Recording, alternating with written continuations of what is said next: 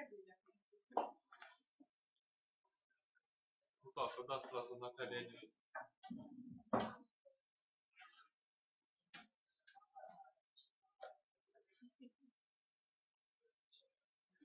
Добрый.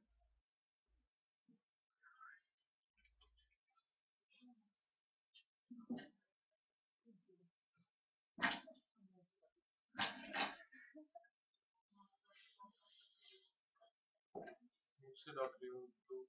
Да? Я просто вот так все время сидела, и меня компенсировала.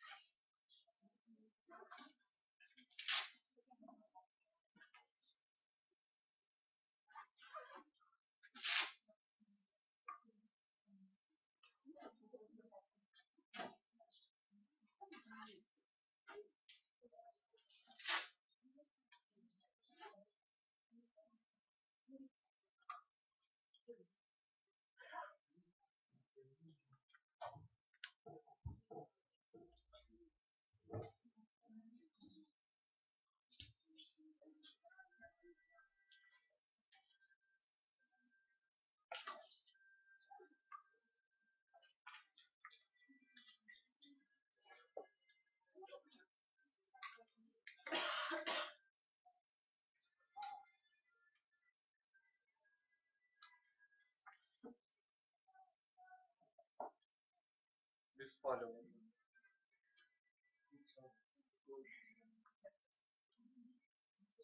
Я смотрю, новый CryEngine появился. Ну так покажи ребятам, а что это мы сидим, а ты тут именно такой тихоря.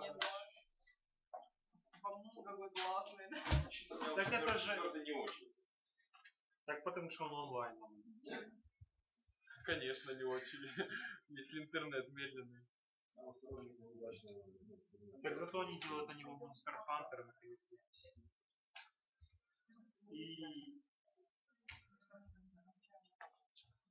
И все. И Кару. И Карусы делают. Ну это мы уже видели. Короче, они все в онлайн, короче. Третье они делали для приставок, да, а То, что они делали для приставок, говорили только обиженные, отпущенные ПКшники, у которых было слабое железо. Чтобы поддерживать.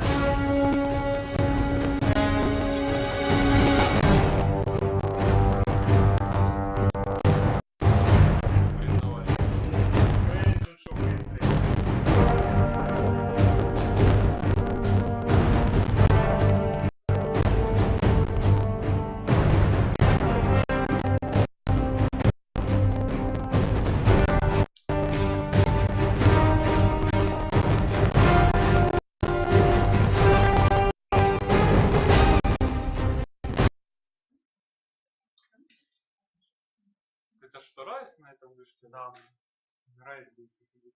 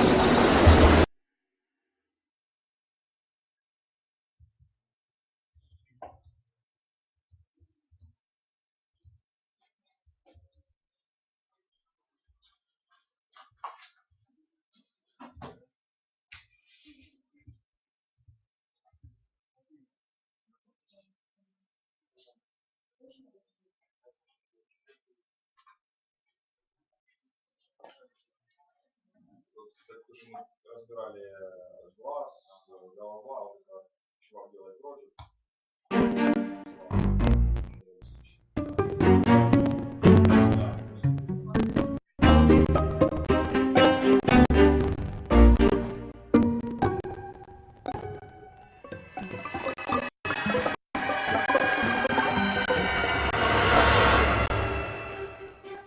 Вот она держится.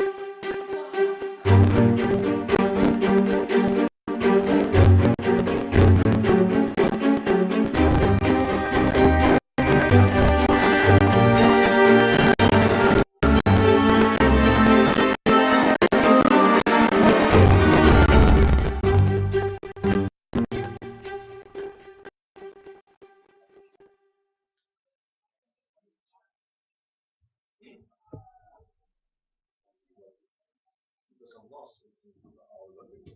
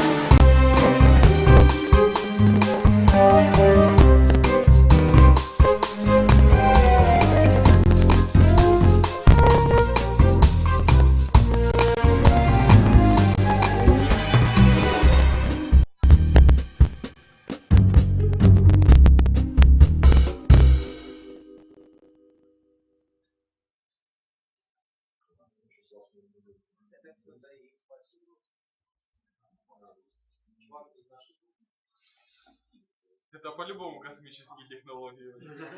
Я в это не верю. это подстава, Да. Да, фотошоп. Это реальные люди. покрашенные, да? Да.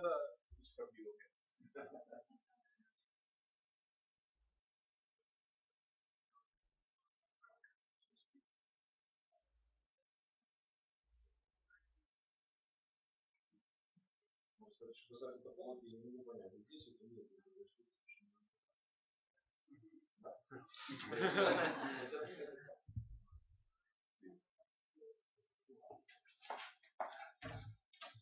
Видишь, мы разогрелись, пока тебя не было.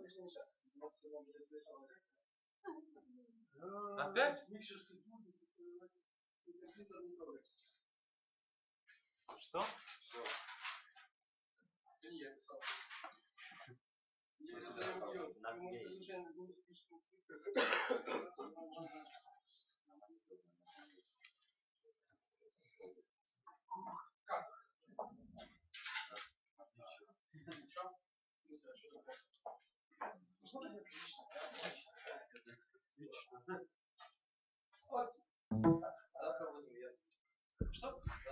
Ничего, мне завтра на работу. И сегодня после лекции на работу.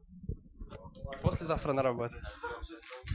До утра. Что, мы в понедельник увидим все. Да, что-то увидите. Что-нибудь увидите в понедельник. Собственно, поэтому у нас сегодня лекция веселая, потому что я совершенно не успел к ней подготовиться. И поэтому у нас сегодня бесплатная бонусная лекция. Чтоб вы не зря пришли сюда, она будет полезной. Но она будет бесплатной. Для вас я вам потом компенсирую и прочитаю нормальную лекцию. Через недельку. Договорились? Я думаю, вы не сильно против будете? Да, если бы ты не сказал, я думаю, мы не заметили разницу. Не-не-не, мы будем сейчас смотреть кино. Во-первых, онлайн, друзья, здравствуйте.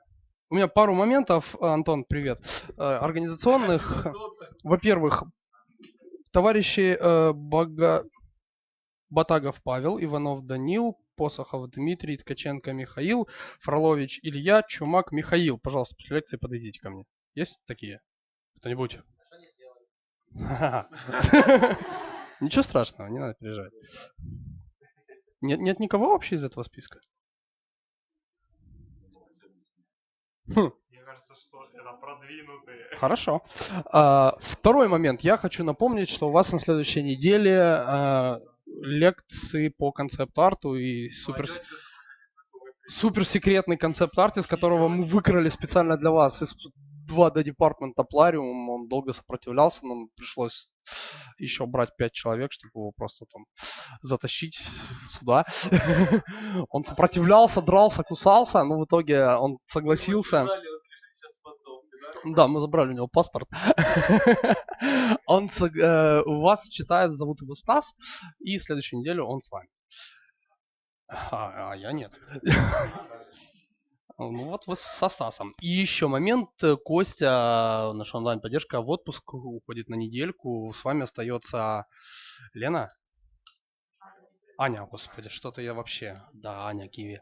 Извиняюсь, дико, я чуть-чуть еще не здесь. Она на поддержке, доделываем ПЗ, кто не доделывал. Я думаю, такие есть, судя по всему. Судя по тому, что выложено в Trello, и после вчерашней ПЗшки я вообще ни одной работы не увидел. Как так? 2 человека уже выложили. Уже выложено. Я вчера вечером просто смотрел, и не было ни одной, если мне не показалось. Или у них много времени. Девушки будут читать. Да, будут. Павел, у вас анимацию читает. Очень милая девушка. Зовут Оксана. А что?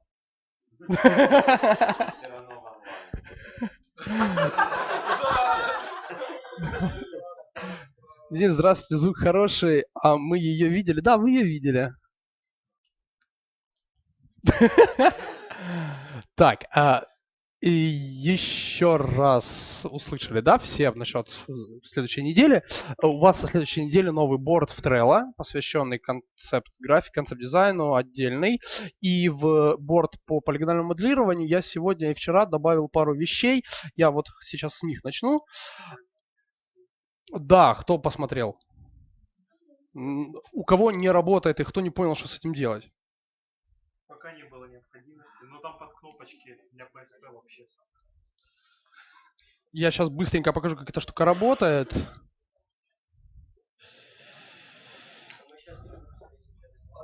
Да. А если уже посмотрел? Ну, значит, еще раз посмотрите. Можно спойлерить? Нет. Нет, не заходи за дверь. В смысле фильм? Да что такое? Там 30 минут рассказывают. 30 минут? Еще крутое было видео с прямой с конференции, когда и кто-то ответственный за 3D департмент сразу рисовал какого-то персонажа из Зачем вообще нужно смотреть такие... Зачем вообще смотреть такие штуки? Зачем они вам нужны? Это крайне полезно. Во-первых, по крайней мере, по поводу этого видео. Вот здесь у нас в Trello, это полигональная, да, Trello. Вот здесь есть ссылка, где можно скачать видео. Это, вот, пожалуйста, скачать. Он там 3 с чем-то гигабайт, кто не скачал еще. Ну, интересно. Ну да, спасибо, Кость, за то, что переместил, потому что я что-то так с лету не нашел эту штуку. И Perfect поле, да, вот то, что я хотел показать. Давайте быстренько его закинем. Показать. На диск документы, Майя. Привет, привет. 14, 15 поставили все? Еще 14 поставили. Ставьте.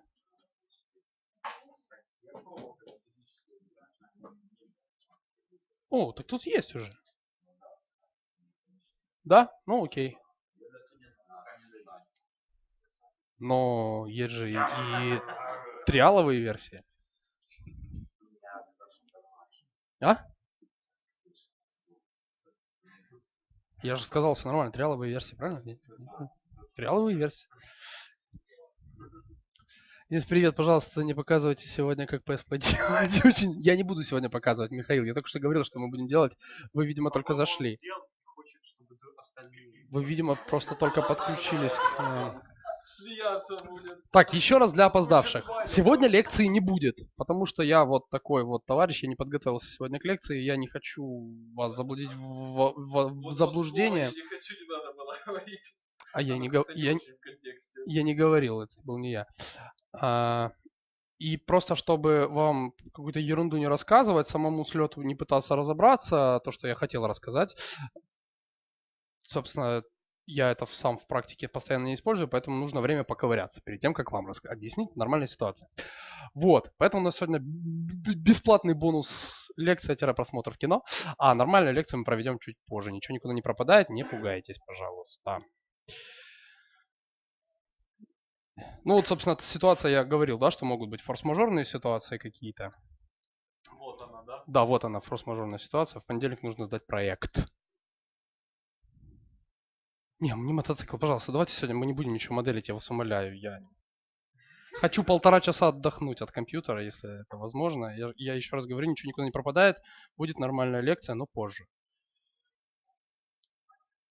Save script of shelf. Ты рассказывай. Perfect to poly. Ну, пусть будет вот так. Отлично, вот эта кнопочка. Мы скопировали просто текст скрипта в скрипт-эдитор, выделили текст Save script to shelf, и вот наша кнопочка, которая появилась, вот она здесь. Смысл очень простой. Сначала на кубике выделяем Face 1, нажимаем на эту штуку. Появляется вот такое окошко, которое нам говорит, сколько вы хотите, чтобы было вертексов в вашем сёкле, который мы получим. Я хочу, скажем, 6. Давайте 8. Я вылил лишний фейс. И вот результат. Все. Очень-очень круто. Хочу больше. Хочу 20, например. Пожалуйста. Все, собственно, и все. Понятно, да, что вот здесь у нас многоугольники, но это лечится. Но и опять-таки вы, собственно, в чем плюс? Вы экономите массу времени при создании вот такого рода штук. Несколько иначе выглядит, если это какая-то неравномерная сетка. Давайте посмотрим с несколькими фейсами.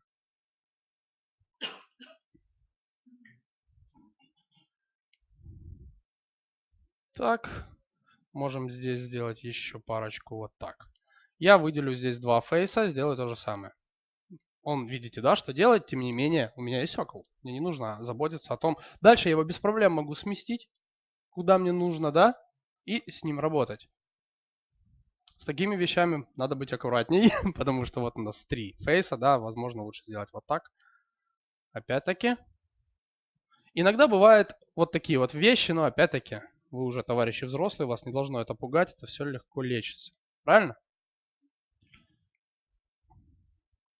Ну и так далее. То есть тут лишние какие-то фейсы, мы их поудаляем просто. Воу, нет. То есть, ну там дальше точки куда-нибудь подшить нужно будет нормально и все. Бывает иногда, что их чуть-чуть перекручивает. Давайте сделаем новую сцену. Я попробую это сделать как-нибудь вот так. Поменьше давайте, 12 штучек. Ну да, я молодец. Так. Окей, нет, надо же не перекрутила.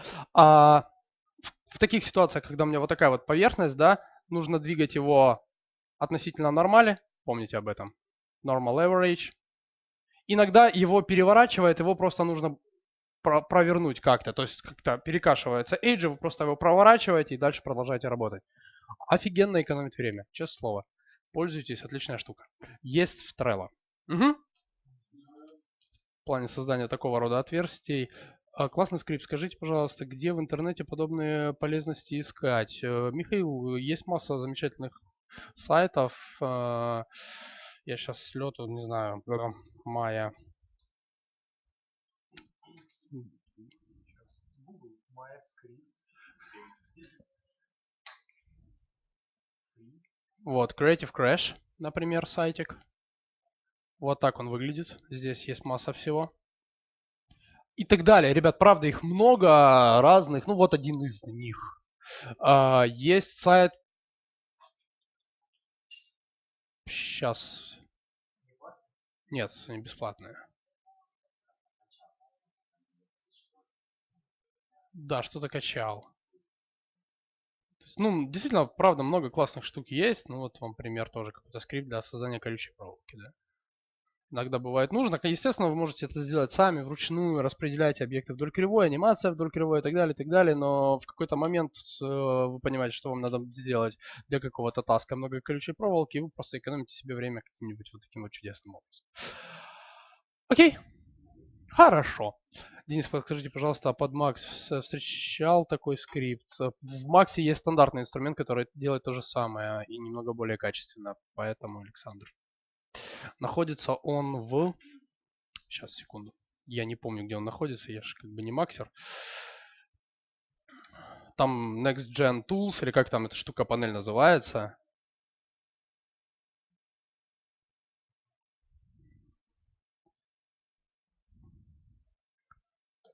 А мы будем пару раз открывать 3D Max, когда я, например, буду рассказывать там про displacement, еще про пару каких-то моментов, про V-Ray. Там есть пару моментов, нюансов, которые лучше знать. Просто, ну, на самом деле, ну, бывает рано или поздно вам придется его открыть. Модели какие-то экспортнутые или что-то еще, это нормально, что стоит Max, еще помимо Майи, никто вас еретиком не обзовет за это. Ничего в этом, да, на костре сжечь не будет. Так, абсолютно все то же самое. Convert to editable poly. И вот эта панелька, она называется... Я не помню, как она называется. Включается она вот здесь. Вот кнопка. Рибон какой-то. Toggle рибон. Ну, окей. И здесь где-то есть... Я правда не помню где, ребят, но она, честно, есть эта штуковина, которая вот, собственно, делает то, что вы хотите. По-моему... Нет. Draw polygon shape on the grid on surface.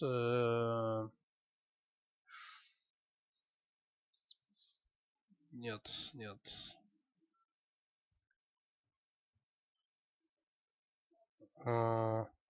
Правда, ребят, я не помню, где-то она тут. Честное слово.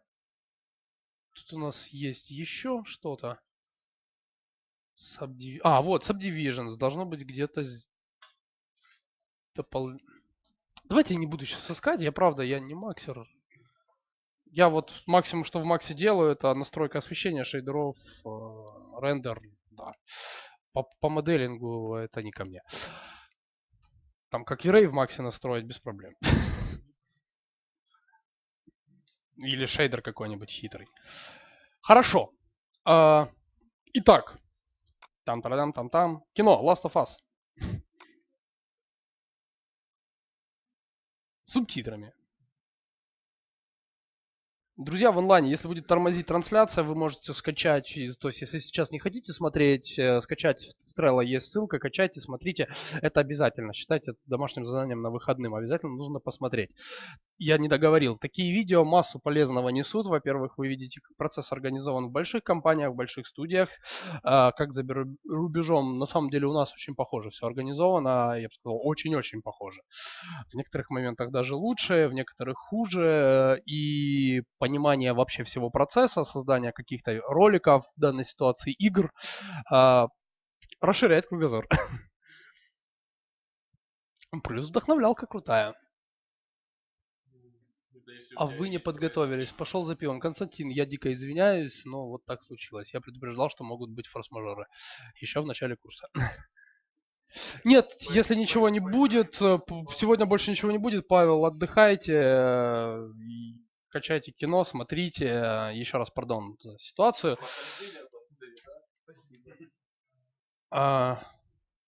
Поехали смотреть. В принципе, он не длинный. А, нет, он нормальный. Нормально, ну как раз. Сейчас сделаем звук. Ребят, я свой микрофон только оставлю, я внешне выключу, чтобы он не фонил. Yeah, making the new IP is how can I put it? It's just don't do it. It's insane. I mean, it's a very difficult process. You have more questions than you have answers, especially when you come from like you've been making Uncharted 1 and Uncharted 2, just kind of like now like things are going, you just kind of like good momentum, and then suddenly that momentum like just drops, it stops. it's a very challenging process to create a new IP, and you're gonna fail over and over again. But that's Ничего, мы на этот случай подготовились. 2 секунды. Я предполагал, что такое будет.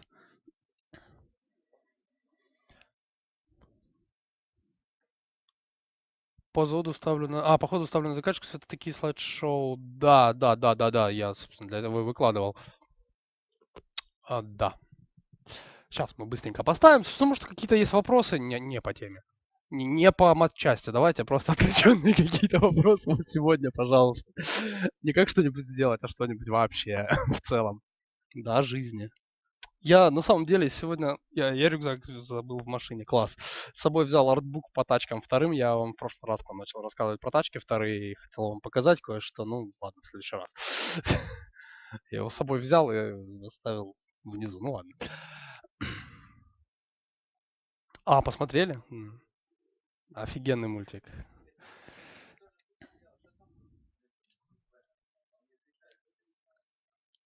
Да что ты? Я принесу книжку, покажу, чем он отличается.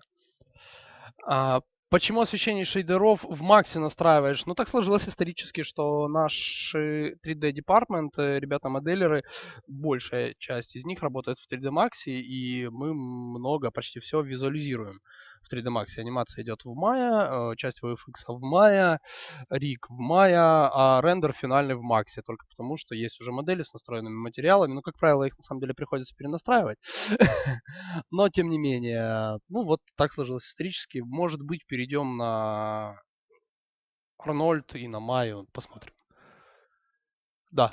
На самом деле, еще раз говорю, никакого значения не имеет, потому что он точно такой же V-Ray, точно такие же источники света, никакой разницы. Немножко по-разному меню расположены. Вывод мультиканалов, там EXR чуть-чуть отличается, но в корне абсолютно то же самое. Не надо бояться там открывать какие-то другие программы. Это не страшно. Мне для общего развития артбуки к мультикам, играм нравятся смотреть. Очень интересно. Михаил. Окей, да, здорово, все верно. Посоветуй какие-нибудь артбуки или мейк-оффы, которые стоит посмотреть. Дмитрий, вот первый советую. Last of Us. Офигенный мейкинов. Артбуки классные, очень, кстати, полезно иметь себе, хотя бы в PDF формате, я не раз его использовал на прошлом проекте, как там посмотреть на дизайн, какие-то няшки посмотреть по этим Mass Effect. Вторая, первая, третья часть, ну, как ты их назвал, да, понятно, Mass Effect все части, просто потрясающие артбуки, огромное количество юнитов, техники. Dead Space очень специфичен. А вот, ну, да. Очень стрёмный артбук у этого. Фильм недавно вышел. Прометей. Вообще такой стрёмный. Ну, он крутой, но такое все мрачное. Аж страшно смотреть. Warcraft. StarCraft, кстати, вот второй. Великолепно, отлично. И туда сразу, кстати, в артбук включили вот это дополнение, которое появилось позже на год. То есть он сразу, грубо говоря, по 2 играм. То есть там... Ну, там, где ты играешь за Керриган и за Зергов, то есть там первая половина артбука это по... Ну да, это по сути новая игра. Что он хочет? Я не хочу подписываться. Меня поздравляют. Все отлично. Фильм сам странный. Нет, не согласен. Ну как странный? Странный, но он офигенный. Diablo 3 офигенный артбук. Ну, очень спорный момент. На цвет и вкус только фломастера одинаковые. Мне не понравилось, если честно. Из Diablo 3 мне очень понравился синематик. Все вот, собственно, синематики. Артбук меня что-то, ну... Артбук меня не впечатлил. Том Рейдер последний.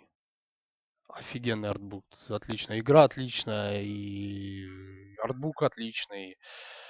Можно ли где-то и найти, скачать? Где-то можно. Специально не задавался целью, если честно. У нас... Last of Us, Making of. Итак, Мы продолжаем, начинаем опять, да, с просмотра. Кстати, можете что-то спрашивать по ходу дела. Я постараюсь как-то комментировать, да, может, какие-то производственные процессы, насколько я там буду в состоянии ответить. Постараюсь, я не закрываю нашу чат, чтобы видно было. Yeah, Единственное, making что если the new выключу, IP друзья. is У how меня can I консоль put нет, it? лично It's дома нет, just, потому что на just don't работе do it. есть огромных размеров плазма и 3 разных консоли. Не вижу смысла. It's insane. I mean, it's a Поэтому. very difficult process. You На have работе есть more questions than you have PlayStation, answers. Xbox, Especially when you come здоровенный from like экран. you've been making Uncharted 1 and А? Uncharted 2, just kind of like now like things are Субтитров нет. Ну как, going, я you же just сегодня kind of днем like смотрел, были like субтитры. good momentum, and then suddenly that momentum like just drops, it stops. Выкл.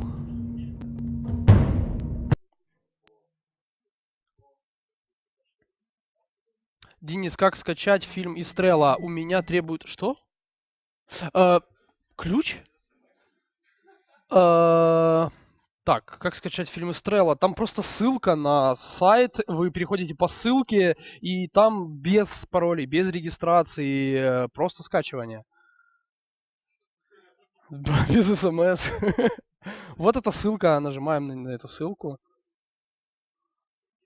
Да, и все, нажимаем download, и все. Она не открывается. Ну давайте я вам сюда в чат продублирую. Не знаю, как помочь еще, Евгений. Я уже... Хорошо.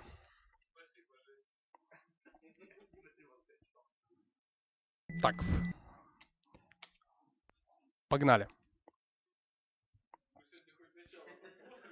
Да, я чувствую, мы его просто до конца даже не досмотрим. Хотя, чего, мы можем остаться досмотреть без проблем, ребят. Ну, я и после поеду, какая разница. А что теперь со звуком? Да, тут ну, у нас нет выбора, да, только хардкор. Либо звук, либо субтитры.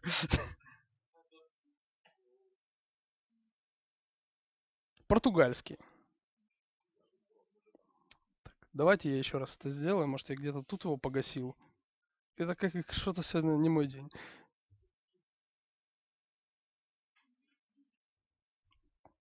Что-нибудь. Пикни как-нибудь. Работает, звук есть.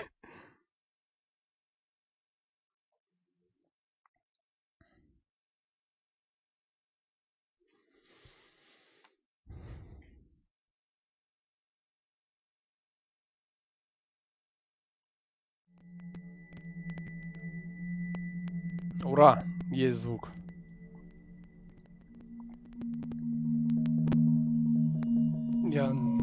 Yeah, making the new IP is how can I put it? It's just don't do Пройдите. it. Ну, она, к сожалению, только под консоли есть.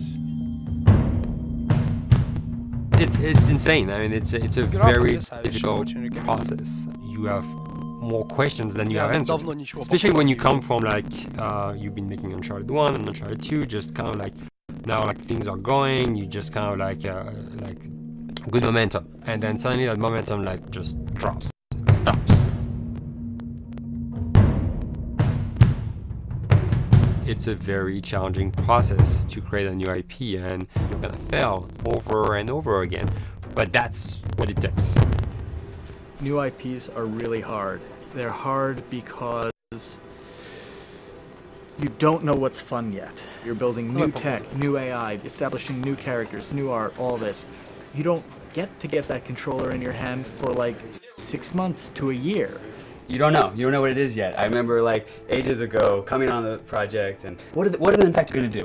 Like, what are they going to do? They're going to behave like this. I'm like, okay. We're like trying to imagine what's going to happen. Fast forward like 4 months, they don't do that at all because it didn't work, right? It's hard mode, right? Like it's game development on expert. There's a big thing about making a game, right? Which is a game has to be fun.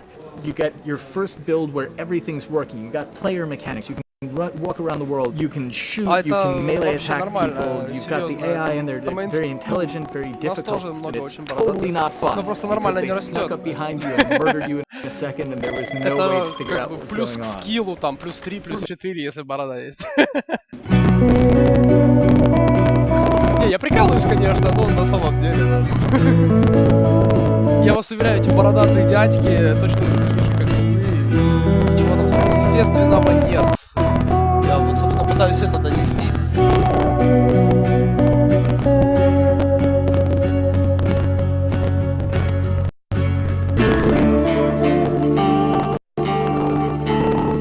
The company has grown quite a bit since I started. I think I was the 12th employee or something back Это не игра, when это we got started. игровой But we've tried to stay true to those smaller studio roots.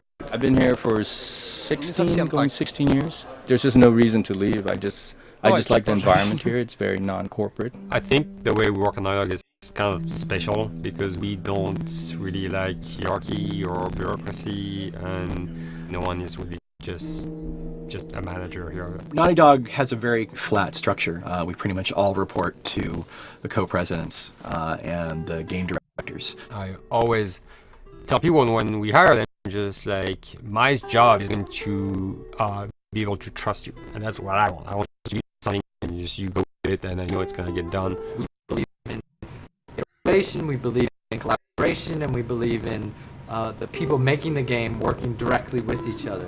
When we have designers and artists, animators, all mixed up, anybody that's working on the same tasks, the same characters, the same areas, put them next to each other so they can communicate a lot better. We don't have a lot of meetings because if you need something to get done, you just walk over and you talk and then go back to your desk and you finish it up. I really like that. I like when I just walk in the office and I see just a designer is talking with the programmers or programmers over the animators and talking to them. I think that's when really the magic happens. Naughty Dog, we really try to cultivate a culture where anybody can criticize anybody else's work. And we encourage people to be blunt about it and not try to sugarcoat it too much. It takes too long to be nice sometimes. It's not personal. It's based on more like how can we make. Ребята, 2 секунды, не знаю, как вас, меня очень раздражает то, что он тормозит. Я его просто с флешки скопирую, хорошо. Что с рабочим? Вот спрашивали, что организовано лучше. У нас рабочие места лучше. И офис лучше. Много. Это много дюймов монитор. Да, он повернут. Деловский монитор, хороший монитор.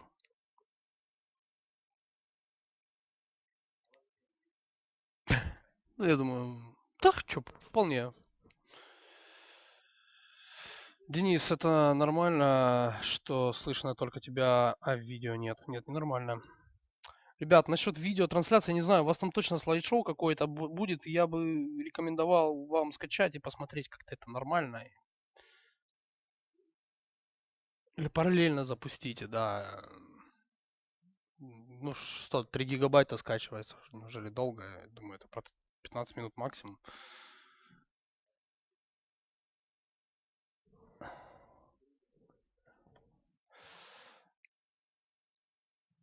Можно ли как-нибудь проверить, провести виртуальную экскурсию по плане? Как? Там есть несколько видео с вечеринок, можете посмотреть. Ну, я не знаю, приходите на... Да, приходите на собеседование. Проведем виртуальную экскурсию.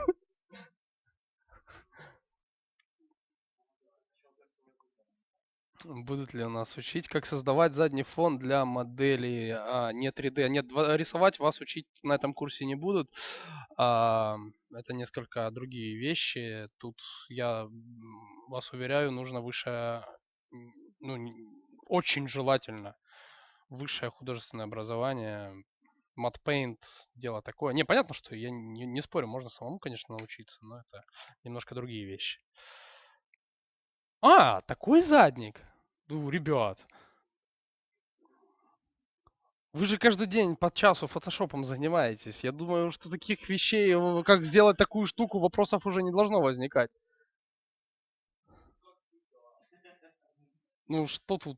Нет, не будем учить вас такому. Фотошоп учим дружно, час в день. Да, скачать кисть, прицепить на задний фон картинку, поляпать другой кистью и готово. Ну, правда. Тут в плане попасть по настроению, да, это уже другое, да. Но Так, у нас еще не скопировалось. Мне очень понравилось, как они подходят к деталям и мелочам, как они продумывают, собственно, то, что я вам говорил, да, когда что-то кто-то делает, либо есть какая-то конструкция, либо джульбасик тот же, очень классно, если он продуманный и почему он такой, очень тщательно все продумывается, тогда у зрителя, у игрока не возникает вообще вопросов, выглядит все логично, закончено, и ты полностью погружаешься либо в фильм, либо в видео, либо в игру, тебя затягивает с головой, и ты все воспринимаешь нормально, естественно, тебе не режет ничего глаз, то тут они очень сурово подошли, очень круто в плане, почему вот так, почему джульбасики, эти монстры и зомби выглядят именно таким образом, там много стадий, ну, вы сейчас все увидите, ну, кто не видел.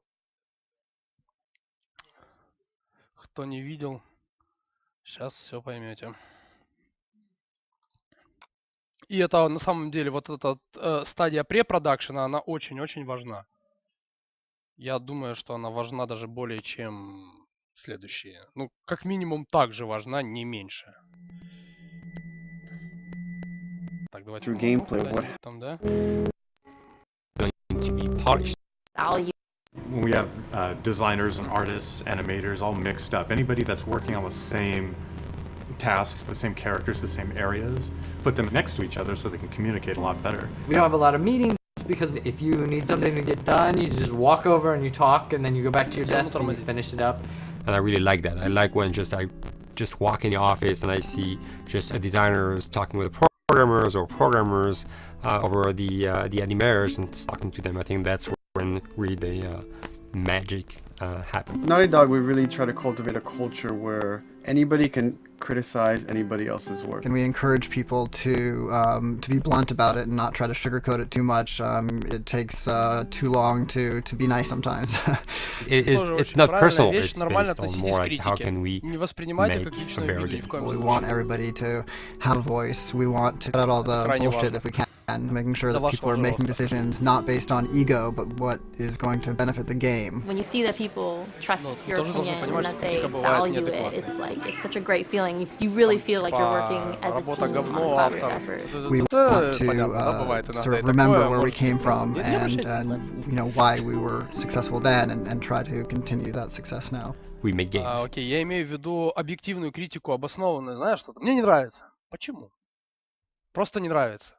Что именно не нравится? Ну, просто не нравится. Это ни о чем разговор, да? Когда человек может нормально сформулировать, да, вот что именно, что ему мешает, как можно сделать лучше, почему она хуже. Да, это нормальная критика, обоснованная какая-то. А вот такое, ну, мне не нравится. Ну, хорошо. That's what we like to do. Не бойтесь Back комментировать on чужие Uncharted работы 2 тоже, wrapped знаешь, up and we я decided... буду, мы не посмотрим сегодня до конца, я чувствую, у нас все равно, я не могу сдерживаться. А иногда бывает ситуация, когда, пардон, вот это вот мне не нравится, в смысле, когда человек боится комментировать и как-то или спрашивать что-то, либо критиковать работы, считая, вот я сам ничего не умею, да, и значит тогда я не имею права даже прокомментировать, ничего сказать, тоже глупость большая, не бойтесь этого делать. Там, это может возмутить 2-3 человек, каких-то это их личные проблемы, не бойтесь выкладывать свои работы, не бойтесь комментить чужие работы. Опять-таки, прокомментив какую-нибудь чужую хорошую работу, вы вызовете интерес к себе, чтобы какой-нибудь хороший, да, матерый специалист что-нибудь написал по поводу вашей.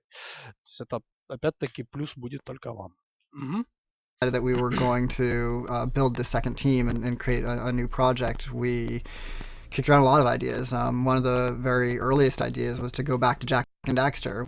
It's really near and dear to us. We really love those characters in that universe, and we think that, you know, there are some interesting stories still to be told there. We started to realize that it was not going to do justice to the franchise that the fans had fallen in love with. It would be shifting it so far in a new direction that we felt that that effort would be more justified in developing a new IP. Neil and Bruce came to Christoph and I and said they wanted to do a post-apocalyptic game. I think the core essence of what they wanted to do, though, was to try to tell a story about two people and how their relationship evolved over the course of the entire game. That potential oh wow, there is something very special about that game. This is going to be polished. Like you're not sure if it's gonna work or not, and you have doubts. And like, should we be doing a game like that? Should we be doing a first-person shooter? Whatever. Like you ask yourselves all those questions. And the creative director and the game director are the core of the team that have to really see eye to eye. That's why you have that balance between like Bruce and Neil, and Neil's gonna try to push just the story and the characters, and Bruce is going to try to push that with just the gameplay as well. And so it's kind of like those guys are just trying always to find the right balance between the two. It's a very delicate process. We feel that the interactive medium has an untapped potential to touch the feelings of 2 секунды.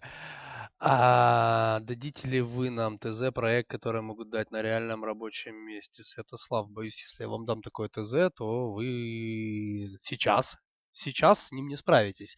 Мы можем это сделать в конце курса без проблем, на это и расчет. Чтобы вы сделали что-то конкретное, интересное, и самое главное, надо дать задачу так, чтобы вы ее вообще сделали. Поэтому, когда вы уже сейчас должны начать обдумывать, да, у нас финальная работа, выпускной ролик, именно ролик, видео, то есть это может быть 30 секунд, это может быть 15 секунд каких-нибудь супер спецэффектов, если вас лично интересуют спецэффекты, это может быть там минута анимации, ну и минута это я загнул, конечно. Вообще в целом ролик приемлемый там 30 секунд-там минута-полторы это потолок. Все, дальше не надо, иначе это превратится в что-то скучное, неинтересное, вы просто не вытянете физически какой-то уровень хорошей такой продолжительности. А если вас интересуют какие-то конкретные частные задачи, типа моделирования и так далее, без проблем, я могу вам даже тестовое задание дать, которое мы даем всем желающим. Можете попробовать его сделать. Сделайте, будет вообще отлично. Все абсолютно реально, без проблем, конечно. Но опять-таки моделирование у нас не заканчивается вот тем, что, да, я вчера рассказывал советы к моделированию. Это мы просто немножко закончили смотреть инструментарий в мае. У нас еще есть у вас рисование, ZBrush, UV-развертки. То есть у нас еще месяца полтора будет моделирование, не переживайте, еще намоделимся. Более чем. У вас еще моделирование автомобилей, поэтому еще будет много-много всего. Тема будет своя или заданная? Желательно своя, конечно. Если не справитесь со своей, то зададим. Выложите его в Trello для ознакомления. Нет, Антон, не буду. Тест по концепту может... Тест по концепту тоже можно получить. Тестовое задание по концепту. Если вы говорите про Plarium, у нас как таковой должность, у нас есть должность концепт-дизайнера, он сейчас один, он работает, их двое уже, по-моему, они работают удаленно, и тестового для них как такового нет, я могу просто для 2D-шника найти, для художника задание, если хотите. Когда такое задание можно будет получить, сколько еще времени нужно будет, чтобы научиться? Святослав, зависит только от вас, получить хоть завтра. Лишь бы толк от этого был, я просто, если у вас... Так, давайте сразу же, я сейчас предупреждаю все остальные вопросы. Если вы уже с опытом, вы считаете, что вы можете справиться с какой-то задачей без проблем, я абсолютно не против, напишите мне в личку просто, да, в понедельник. До понедельника можете не писать, все равно не отвечу.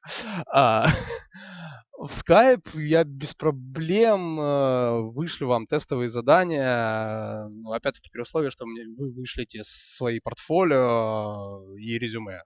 Абсолютно нормальное требование. Ну, собственно, и все. Вот.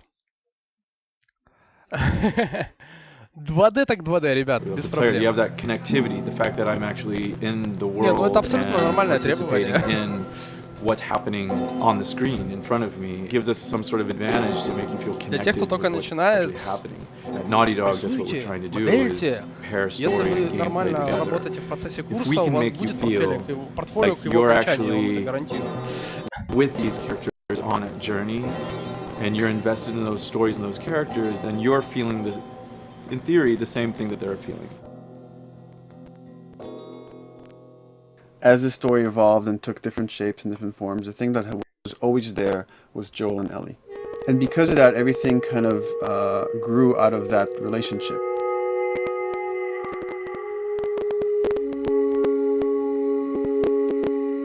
We've seen kind of that role of the anti-hero change especially over the last 3 to 5 years, to where before it was like, you know, the thick-neck mercenary kind of guy. For this game specifically, for this story, we needed something new. Ну вот это вон. Просто The главный reason we don't want to герой make старше Ellie гораздо, Joel's актер, daughter который from его the играл, этот get-go молодой is парень. because it wouldn't have anywhere to go. Of course, at that point, he'd be willing to do anything for his девчонка daughter очень because похожа. that is what a dad would do Прототип for на his свой. daughter. They didn't even know each other at the beginning of the story. Then we start from scratch. It's almost like the player has the same relationship to Ellie as Joel does. And we could take our time to build a relationship between these characters. And if we do it right, then the player will be feeling that same growth that Joel does. And we're kind of mirroring that emotional relationship between. Игрушка будет под PC4, чувствую, третью зря продал. Владислав, не знаю, если честно, будет ли она под PC4. Она сделана под третью, по графике видно, да? Хорошо, что она под третью сделана. На самом деле тоже уникально, выжили из этой третьей PC-шки все, что только можно было, на всю катушку. Респект и уважуха создателям. Насчет зря продали, несколько знакомых моих в Харькове есть такая штука, не знаю, как у вас, взяли на прокат на неделю PlayStation 3, просто чтобы в эту игру поиграться. Стоит это аж каких-то смешных денег, совсем недорого. В Харькове, напомните, я скинул. В Гугле есть, да, вбивайте PlayStation на прокат Харьков, есть, без проблем. Берете, рубитесь, то есть, ну, вообще без проблем, не надо для этого.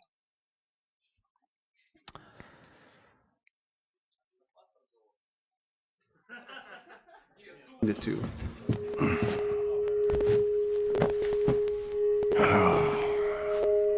What are you doing? Killing time. Well, what am I supposed to do? I am sure you will figure that out.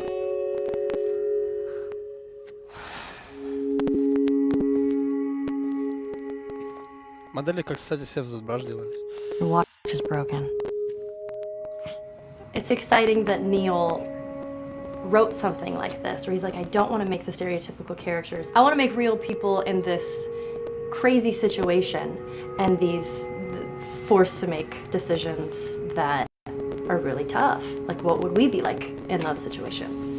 I mean, we weren't consciously trying to pick male or female for characters. You just try to pick characters and just be honest with who they are. It almost doesn't matter, right? Joel's daughter could have been Joel's son. Ellie could have been a boy, and Joel might have been Tess. You could have swapped those roles, and I think the story Варианты, какими могли быть актеры. Focus on female strength. It's so unique. You get to see what's so powerful about a woman through all of these female characters, which makes this game wonderful and unique. There's a crew of Fireflies that'll meet you at the Capitol building. That's not exactly close. You're capable. You hand her off, come back, the weapons are yours. Double what Robert sold me. Speaking of which, where are they? Back in our camp. We're not smuggling shit until I see them. I want Joel to watch over her. Whoa, I don't think that's Bullshit, the I'm not best talking Ellie. to him.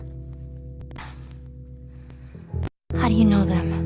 I do think having a strong female character, especially like Ellie, is so rare in video games.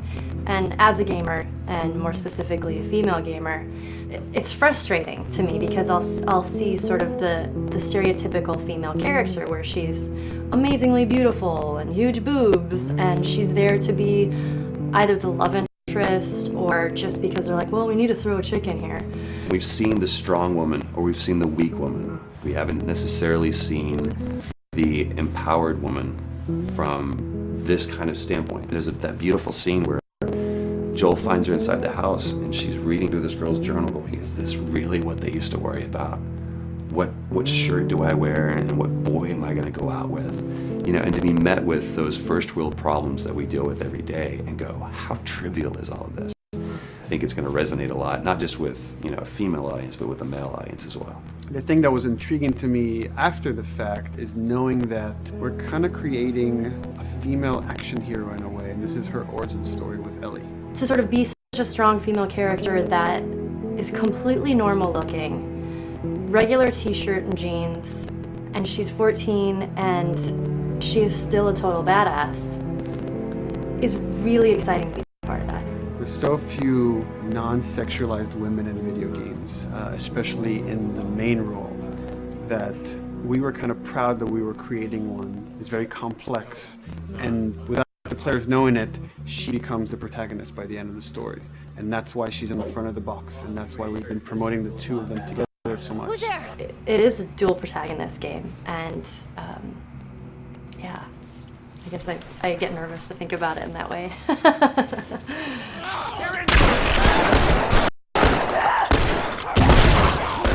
We couldn't talk about it. In fact, in interviews we've been lying about it, saying you never play as Ellie because it was so important for that to be a surprise. Sorry, journalists. Here we go.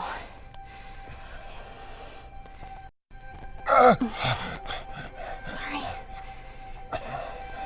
Hold on. That's it. The tone of the game was set pretty early on that we knew that we wanted to make a really grounded story. We knew that we wanted to make the player feel the sense of tension and dread and go through the same emotional roller coaster that Joel and Ellie were going through. One of the things we kind of struggled with is to say, well, if we want to really ground this world and make it so like realistic, maybe we shouldn't have anything that could be perceived as a monster. Maybe like by just having an infection that just killed people, and it's all about humans and how they deal with this post-apocalyptic society and how different people decide to survive. Maybe that would be enough. And what we realized is because we're making an action game, a lot of the storytelling happens on the joystick. And once we remove the infected, it's like all of a sudden now we can't tell the story through gameplay of what happened to the world. And that's where we kind of went back and kind of brought the infected back in, because it lets you see, once you're fighting them, the threat that people had to deal with, that otherwise would just be very cerebral and people could talk about it, but you couldn't necessarily experience it yourself. In a novel that might work, in a game for us, specifically an action game, it didn't work. And from there, when we start kicking around those ideas, and we're just like, what would be cool just to play? The early inception for it really came from a BBC video we saw called Planet Earth, where they were talking about a cordyceps fungus. This cordyceps fungus gets inside of the brain and controls these ants, and mandibles start chomping, they grow up to higher areas, cordyceps fungus sprouts out, and then it germinates. And essentially uses them to spread its infection and take over whole colonies, sometimes wiping them out. As soon as we saw it, we were intrigued by the idea of, what if it jumped to humans?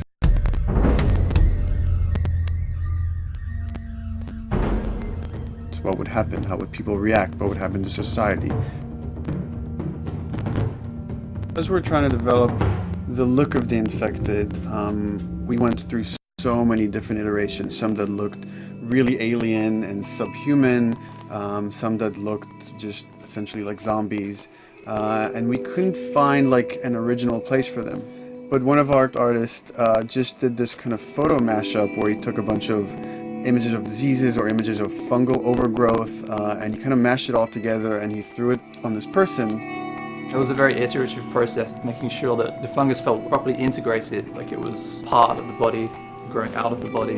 And not just fungus growing on the head, but it's tearing the face apart, cleft down the middle, this gaping maw of a mouth with the crooked teeth. And it's in great agony as its humanity and its brain is still somewhat functioning. Maybe you still have some human cognitive abilities or the thought process back here. This isn't some decaying corpse on the ground, this is a living thing that's going to be coming after you in the world. The fungus is always the focal point. So you can see from a distance, oh, this guy's infected. I can tell straight away.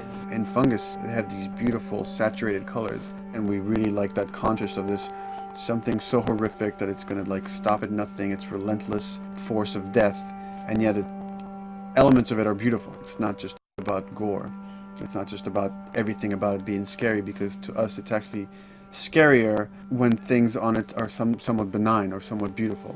It was evident that we were onto something that was quite a bit different, and something that we hadn't really seen before, which was eerily human but very disturbing. And it seemed so creepy and so unique that right away we gravitated towards it, and it's like, this is our base infected, everything should kind of come out of this look.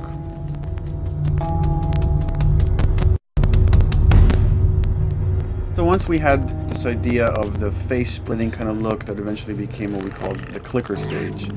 We went to great lengths to create a full biological cycle for these things. So in the early stages, you don't actually see too many signs of the fungus surfacing out of the skin. It's kind of underneath it, like people have lumps starting to show. The eyes will be kind of cloudy or lopsided because the fungus kind of originates inside the head. That moves into the next phase, which is the clicking phase. And if they mess with the eyes, we end up saying, well, how do they get around? Oh, echolocation. And they use a form of echolocation to track down their enemies. Just like bats, or even some blind people can see by making a clicking sound, a sound that on its own wouldn't be very scary. And then to associate it with something that people in this world are very fearful of, so that as you're exploring an environment, all of a sudden you hear this click, and you're seeing everybody just get frightened, just everybody duck, everybody hushes. Great.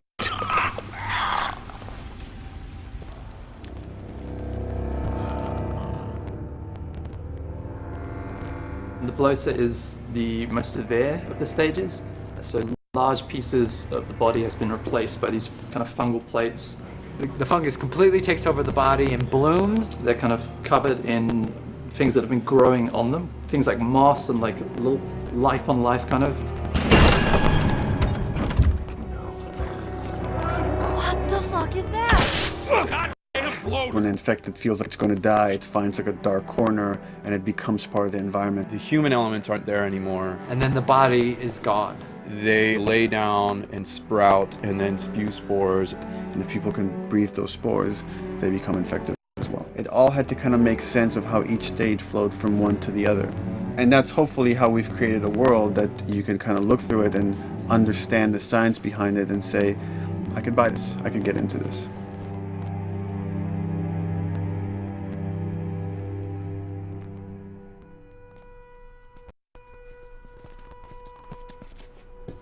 Mandatory evacuation. Evacuate to where? What do you think? Quarantine zone. See, some places got a heads up before the infection showed up. Most didn't. Over the course of Joel and Ellie's journey through this game across America, you find all these different societies, all these different enclaves, and you get to see how do they deal with the infected. Without the manifestation of this infection, you can't have these people making those interesting choices.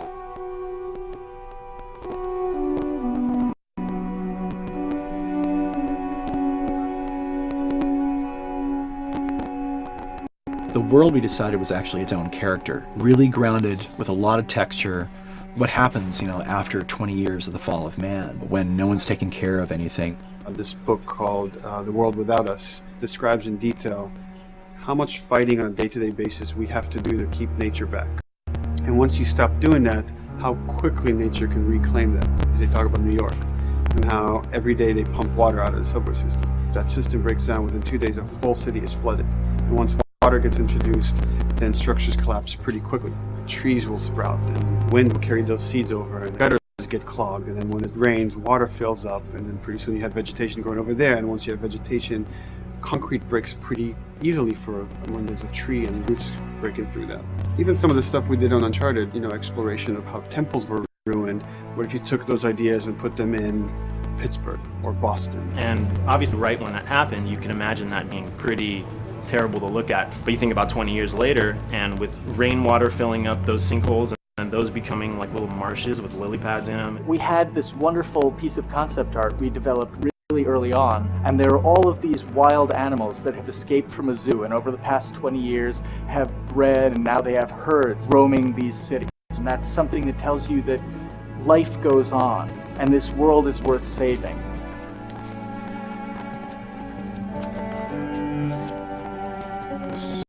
Don't scare it. I won't. There's something really pretty about nature reclaiming its domain once we are gone. So fucking cool. We have another level of OCD of the logic goes into some of these environments.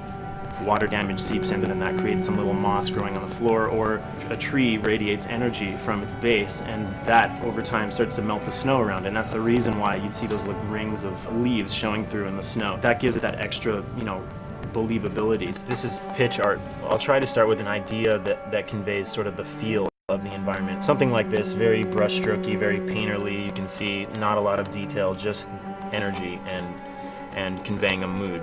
This is sort of just a conversation starter, and then this would be more of an actual space. So you start talking about, is this too tight of a space right here? Would the player even fit through there? Do we even want to include water? Those are conversations you start having a little bit later. And then it usually needs several more passes back and forth in order to be tightened up to be the experience that you would see in the final product. So, dude, I was actually trying to figure out right here, there should probably be some dead foliage.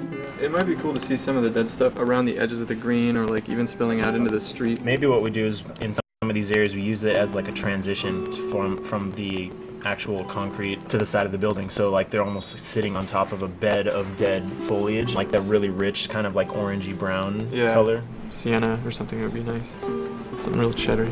That's how you know you're done. The end product often ends up being stronger because that bouncing back off somebody else gives you a result that maybe you wouldn't have even thought of in the first place.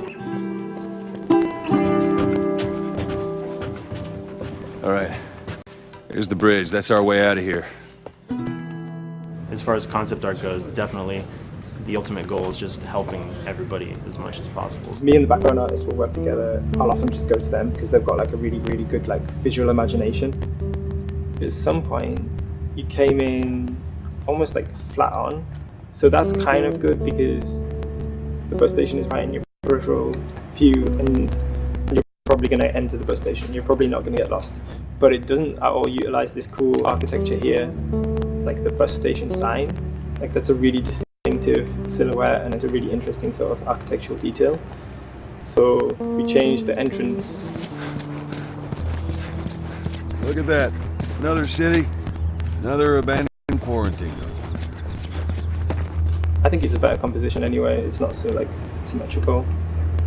And I think that was done so that this sign read better. If you didn't see the word bus on it, you might not know it's a bus station. So I think it helps. Everything we're doing in the environments is relating back to what you should be feeling in the story or what's happening to these characters. So is that everything you hoped for? Jury's all out. But man, can't deny that view. Come on, this way. When we first came up with Ellie and Joel, we had this idea in our heads of who they would be, but we didn't necessarily know the voice. It took us a while to find our Joel, but for Ellie, I think Ashley was the second or third candidate to walk in, and right away we knew. Yeah, you know Why what? are you so scared all of a sudden? Because I'm a coward, okay? So just get your shit. Let's get out of here. Damn it. I'm not like her, you know. You think I'm gonna end up like your daughter? The way she delivered the lines, the way she just embodied that character is like, that's Ellie, there's no question about it. And I saw the character artwork and I related to her a lot. I mean, she's kind of a tomboy and she's kind of tough, and I mean, obviously I'm not 14, and I think that's the main difference between the two of us. I read the scenes and I was like, I need to play this part. You wanna be my hero? Forget the whole bit about saving my life. Buy me a stack of these bad boys instead. Where'd you get that? Back your bills. I mean, all of this stuff was just lying around. And then once we had her, we said, okay, we're gonna do another round, and we're gonna have Ashley this time in the casting session. The chemistry of these two characters was imperative to get right. Troy was a really interesting casting for Joel because when you see Troy, he doesn't look like Joel at all. You know, he's so handsome and he had like, you know, the frosty hair and totally looked like Final Fantasy.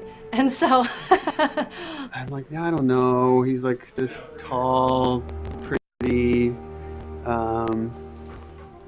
It didn't seem right. I walked into the room fully aware that I was the youngest person that they were seeing for this role. There was a line that was in the audition side that says that Joel has few moral lines left to cross.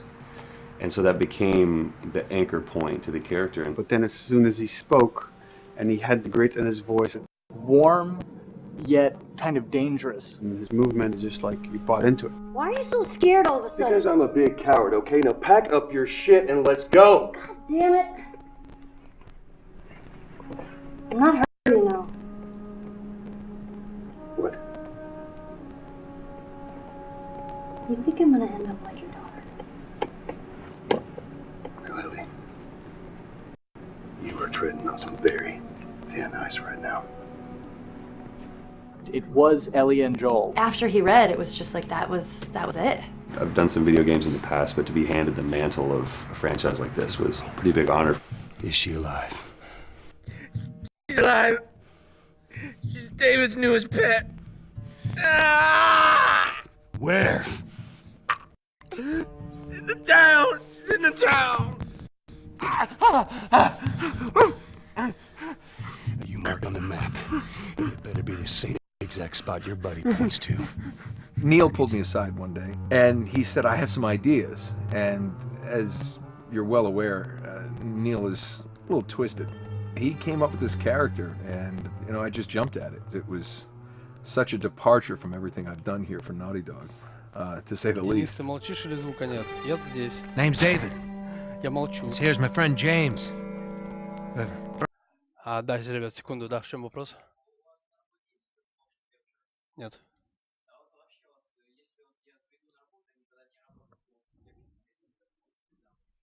Да, там ничего сложного, разберешься.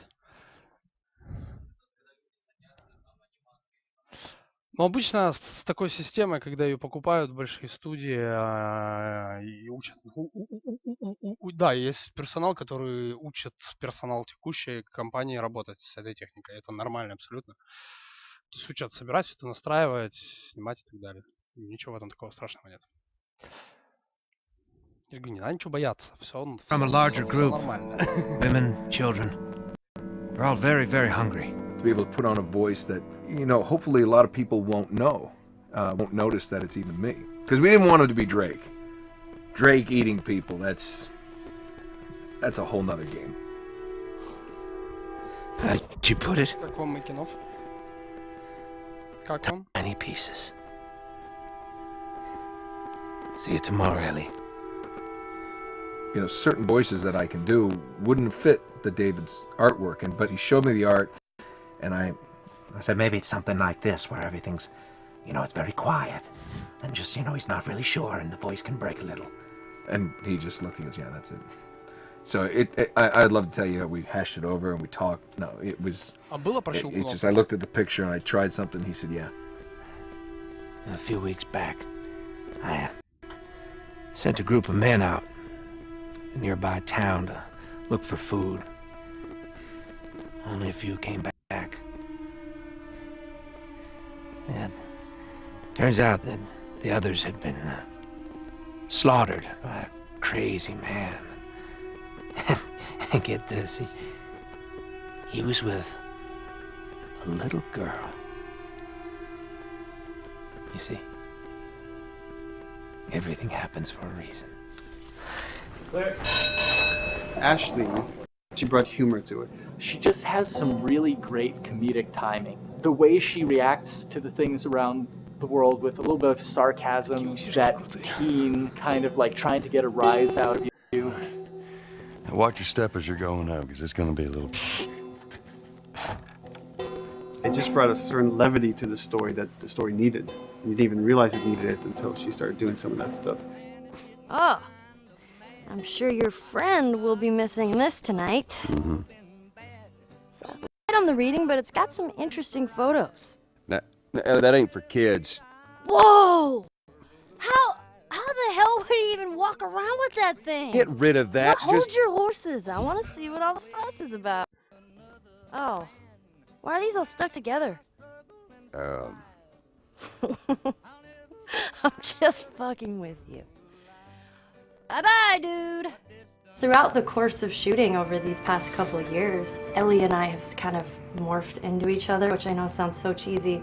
Neil always asks, he's like, well, what would you do in this situation? I think the most important thing that Ashley brought is a sense of capability to Ellie's character that wasn't there in the beginning. The very first thing we shot involved her being pulled out of a car and attacked, and Joel is supposed to go save her. It was written that Ellie sort of was just kind of watching on the side, just waiting till he was done, and I was a little frustrated because I was like, well, if this were real life, I would do something. We did a couple takes, and at some point she walked up to me and she said, I feel like I'd hit him.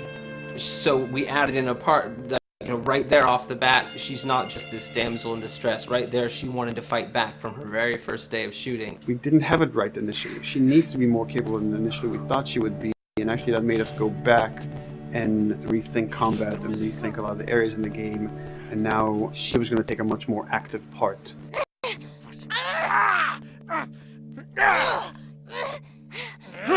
Anything that requires, a lot of body movement, we do with the actors on the mocap stage, and we try as much as possible to use our actual principal actors, use their body motion as well as their voice. We captured all at once there on the stage. Having the actors perform as well as being recorded at the same time was imperative to get an accurate performance, because every time you split up the performance in any way, you lose some of that magic where they did a gesture or they delivered the line a certain way, and those things have to be in sync, or there's just something subconscious that's like off-putting about the performance when you don't do it that way. You are treading on some mighty thin ice here. I'm sorry about your daughter, Joel, but I have lost people too. You have no idea what loss is. Everyone I have cared for has either died or left me. Everyone fucking except for you. So don't tell me that I would be safer with someone else, because the truth is I would just be more scared. It gives you the most authentic, most realistic performance, because you're actually there, not just making your own choices, but making your own choices based on the other people that are involved in that scene. So you get this truly natural approach to things, and it shows up. It's like theater in the round. You can do anything from any angle, and the smallest, most subtle thing will be able to pick up. There's no place to hide. So you have to be as prepared as possible, because you have no idea which moments they're going to use. There are these little improv moments and, little nuances that you get that probably isn't scripted, that just comes out of play, while they're performing. That mistake that is just blossomed into a really good idea. Did we improv on The Last of Us?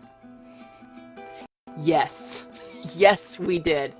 Doing this was a whole lot like being 5 playing in a backyard with a stick, and this is my machine gun, and and a pine cone is my hand grenade. It's all your imagination. I'm doing the exact same shit that I did 45 years ago. I just get paid for it now. We square. We're square. And get the fuck out of my town. I don't do a lot of voiceover work, so for me it was nice to be able to work off of your other actors. I can't imagine it working in any other way. I've never done mocap before. I didn't know what to expect. The suits were crazy. Yeah, the suit gave me wedgies. Like, deep wedgies that I had to pick out with my middle finger. Too much information.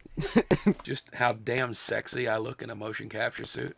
I look like 10-pound of sausage in a 5-pound casing in that thing, man. Once you get past the fact that like everybody else and you look like weird clown people with these little dots and stuff, once you give over to that, it really was pretty easy to make it just feel like you're in the moment and in the scene. Everyone that was on this is a slam dunk. This isn't just another gig to them, and that creates a really cool energy for people to really start experimenting and playing jazz. Floor is yours. And action. Hey! Oh, let her go! Don't worry, this is fixable. But I can't come with you. Well, then I'm staying. Ellie, I want Joel to watch over. Oh, no. Oh, shit, I'm Ellie! going with Not him. too. I could just take her to the North Tunnel and wait for me there. Jesus Christ. Just cargo, Joel.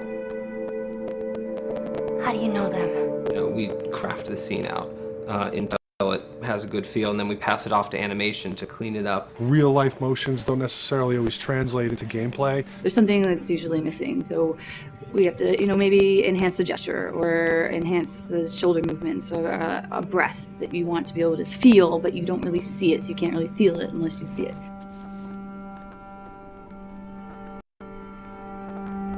Is everything all right? Yeah, everything's fine.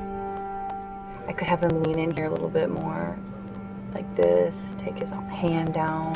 When they're on stage, they don't necessarily have windows, so that weight of like really pushing and leaning in, that's something that we would have to accentuate. Give him a little bit more weight on that turn, or put his head down a little bit more, There's a lot of dialogue that gets said between the two characters. We have to bring that alive through animation, and we have what we're using as gestures. Why would they mow down all these people? Can't let everyone in. If you turned off the sound, you'd know that they were talking to each other. And that really helps accentuate the relationship that the two have together. We have certain animations that play in the beginning of the game on Ellie. She's traveling with Joel, who she doesn't really know. There's a lot of gestures to make her look nervous, just her overall stance. Later on in the game, they develop a relationship through the animation, not just the dialogue. You can see that she's more comfortable around him. If that reads well with the player, then, you know, we're doing our job.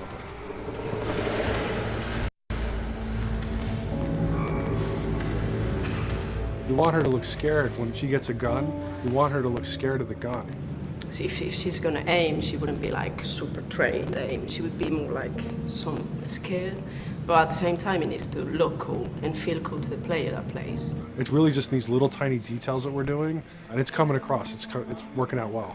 We don't do facial capture. We don't track eye movements on stage. It's just the motion capture data. Everything that you see on the faces is hand keyed. As you can see, this is all of her mocap data. And so when I'm doing something like this, I go back and forth to the performance that she was giving, and I watch just this section over and over and over again. So this is our default face. I can make everything super extreme and make her all squinty and angry, turn her frown down. I can open her mouth, stick her tongue out. It's listen, watch. Okay, where's her mouth at this point? Like, is it open? Is she making like a grimace? About Tess. I don't even know. Here's how this thing's gonna play out. You don't bring up Tess. Ever. Matter of fact, we just keep our histories to ourselves. We shoot all of it to just get the body motion, and then we'll do a second pass with the cameras. The scene's playing back on an overhead projector, but it's also playing back on a monitor that's attached to my rig. Sean and I would go to the stage and motion capture the camera filming the scene, and so he would get a whole wide shot, a whole close-up for the whole scene. You know, you can change your lenses, you can use your standard 35, 85, 50s, whatever, all that sort of live action camera cinematography, you can apply it on stage. We make sure to go back in and add flaws. We keep the confinements of the room so the camera can't go past a certain wall, because then we have this cheated perspective. If the cameraman bumps into the wall, we keep it. You know, missing focus hits when pulling focus, going too close to the character and reframing, those little moments in there, kind of keeps it very cinema verite. If everything was too perfect, you wouldn't be able to put your finger on it, but you'd be able to feel it. It would just feel off. It's very much about grounding it, despite having, you know, the option to do whatever we want. Being able to place the cameras anywhere we want after the motion capture gives us both advantages and disadvantages. The biggest advantage is it means that we just have to nail the best performances we can get, and the luxury is that we can always swap it. The 3D world gives you limitless opportunities with cameras and movements, exposures, all that stuff. Most of these cameras are sort of set up like real world cameras. So we have lens, we have f-stop that will create the depth of field. We have aperture to set a film back and all that stuff. A master, and then I have my close-ups, my over the shoulders, sort of just like a live action production. Let's go to camera 30 at the 23.458, then I get that kind of weird, you know, bend across his back. The closer I bring the camera, the more bend I get, which is, you know, doesn't look right. It doesn't look as, it looks less cinematic than if I do that, which flattens the whole thing. And I'm trying to also catch Ellie. Like if you scrub a little more, you know, catch her in the back here. So I want a longer lens of that kind of stuff. Since I've only had experience working with live action before I got into video games, it was a kind of a cool adjustment to be able to have this extra flexibility in post, to swap a line of dialogue for something different, even though that's not what the actor said at that time, and to be able to still have a close-up on them while they said it. You get to make it probably more perfect than you could ever make it in live action. How far are we gonna take As far as it needs to go. Where was this lab of theirs? Because our actors are both the voice and their body, they get to play, they get to try things, they get to work with our director to kind of come up with new ideas, or even our director will have a new idea on the spot that wasn't there in the script but realized realizing when he sees it, oh, well, this would actually be better, this might feel better. And those changes all just happen organically there on the set. He could even lead straight into his thing. He's like, no shit, yep, I would want to do that, so we rented 2 Harleys and rode cross country. Keep it pretty succinct. Like, we got the bikes, rode them cross country. Cool. It's shocking to me that this is Neil's first time directing. There was a specific tone and a specific approach that Neil and Bruce wanted to take with this. It just came down to, there's nobody knows this story better than you, and then there's nobody that knows these characters better than you. Why don't you just do this? He and I actually had a conversation about it. He says, I think I'm going to try this myself, and I'm not sure. Neil was fantastic. The floor is yours. Okay, so remember, you've been running away from this turret-mounted truck. You come to this dead end, you're going to look up and see a potential way out. And action. Check it out.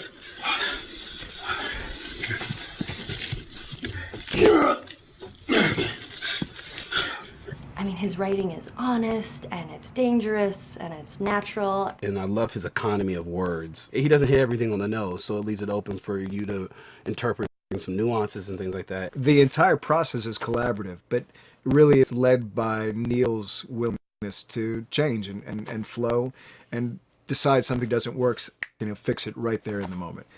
And it is something that's very foreign to the way that TV and film is done now, where everything has been micromanaged by the time you get it to the table read, and no one wants you to change anything, and everything's very precious and has been rewritten with notes from 20 people in suits. And you can't do that just anywhere in entertainment these days.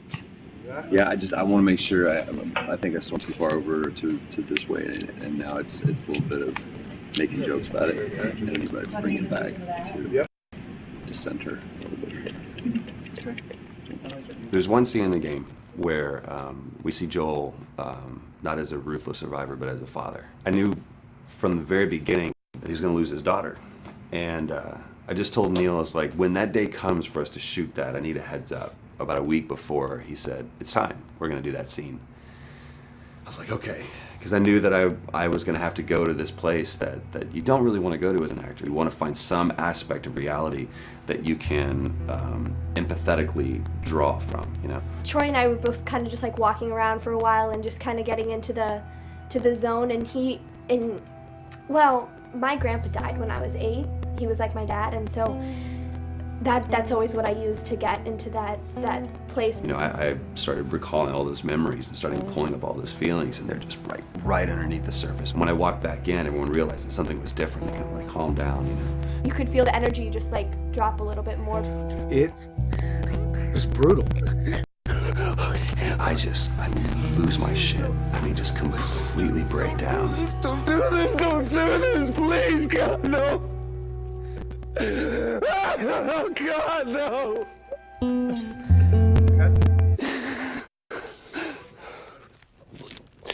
The soundstage was deathly still. It was the first take, and I felt really good about it. And it's like, Neil said, okay, let's do it again. So you do it again, and automatically you feel like you're manufacturing because you're trying to go back to that place, and you're in that actor nightmare of trying to get back to that reality.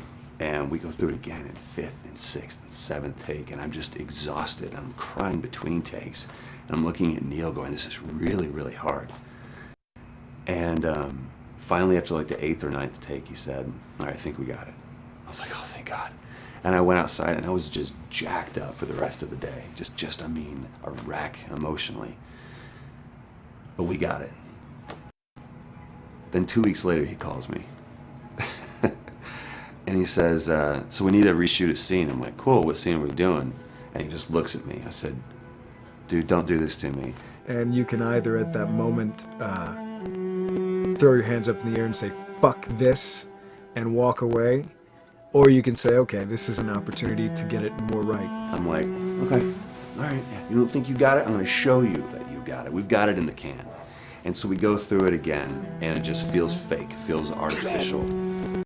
And Neil goes, go through it again. We start doing it again. And I'm getting madder and madder with each take. And finally, about the 4th take, Neil comes over to me, and I love him so much. He goes, so I'm picking up on some resistance. I was like, you're damn right you're picking up on some resistance. We've got this in the can already, and we're just wasting our time, and we're wasting all this effort and energy. And then he started talking me through the scene. He was like, what I need you to do is I need you to just strip yourself of all these ideas, and I need you to hit this beat, and this beat, and this beat, and this beat, which just makes it sound so mechanical, and it's such an emotional scene. So we start going through it, and literally I am mindlessly doing these things at this point. Okay? I know it hurts, baby. I know. Awesome. I'm gonna lift you up. I'm gonna lift you up. I'm gonna get you over here. Come on, baby. Come on, work with me, please. God, baby. Sarah. Sarah! Don't do this to me, baby. Don't do this to me, baby. Come on. And he stops, he goes, now we got it. And I realized that the reason why I wanted that first take to work was because I wanted everyone to look at me and go, wow, what an actor. And that's not what the scene needed. Those moments where you just have to sort of calm your ego down and just go back and do your work. That scene actually works, not because of me, but in spite of me. And that really is the marker and definition of working with a truly good director. There are many like it, but this one is yours. Why don't you have a seat?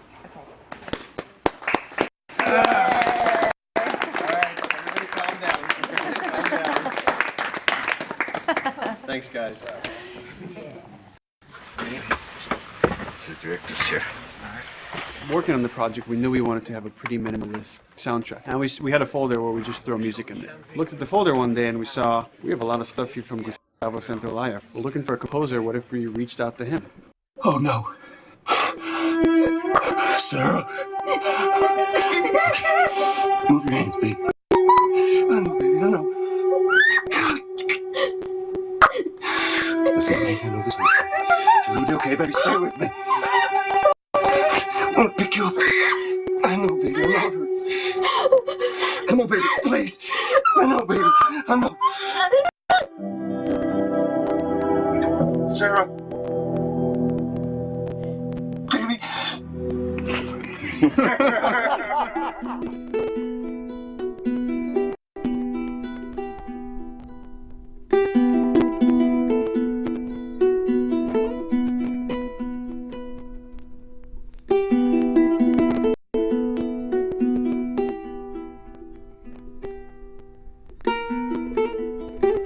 My life has been and still is kind of like a road movie. I grew up in Argentina. I came to the United States in 1978 because we had a horrible political situation in Argentina. We had a military dictatorship where 30,000 people disappeared at the hands of the government and many other more were tortured, and I was blacklisted. It was just impossible for me to keep on living there. I've been in jailed many times since I was probably 15 years old just because I had long hair and I play an electric guitar. So I had to embark on this trip.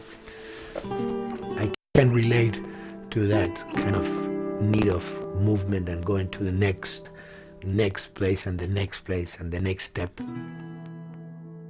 I'm always attracted to the possibility of getting involved with a project from the very beginning. I like to work from the script and talking to the director. It's never been, oh, give me a piece like this, or give me a music that's this. It's just been very high level. Here's what the story's about. Here are the themes. Go write some stuff. Since I don't know how to really read or write music, the way I produce music is actually recording it. So I like to come early in the projects, and I did in The Last of Us.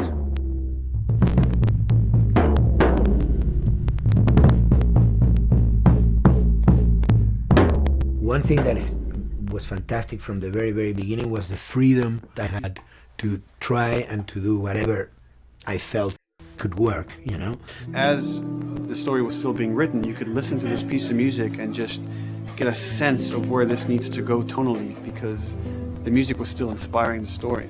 So that was the great thing of having the music written so far in advance. In the beginning, I mean, I was going really out with some things, and sometimes some of those things were the ones that they liked the most, you know? So I really felt very motivated to work, and I enjoyed immensely working. It was this very organic back and forth experience where one element was inspiring the other and vice versa.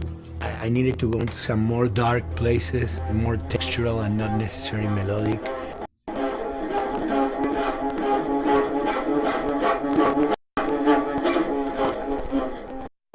I'm always trying to sort of push myself into playing instruments that I don't know how to play. There's an element of danger and innocence. Lennon once said, you know, give me a tuba and I will be able to do something. I'm an artist. I should be able to do something. I like to put myself in that situation.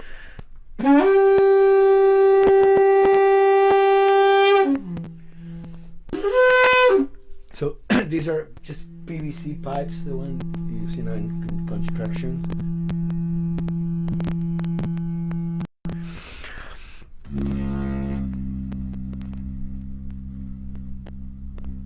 Or instruments that I know, kind of twist them. From the concept of the prepared piano, you know, I mean, I've worked with prepared guitar to stick things into the guitar and things like that. And also in The Last of Us in particular, I work with a detuned guitar. So I really tune the guitar extremely low. And the result is, you know, strings that are very loose and will produce not only sound, but produce noise. Because I believe, you know, every environment has its own sound. We have in our, you know, small studio, we have actually the possibility to record almost anywhere, including the bathroom, and we have done some fabulous recording, especially in the kitchen. When you score to picture, which is something that I don't do, then you know what you're going to expect. But when you provide people with music, like I've done in all the films that I've done, and then you see it, how the director decided to use that, you know, what particular way he uses it or where they edit it. It's always fascinating to me. I watch a scene and I'm going, you know, it's fantastic how they use this piece. I would have never, of all the music that I've done, probably I would have never used this piece there, but it works, you know, great. So I like that feeling of collaboration.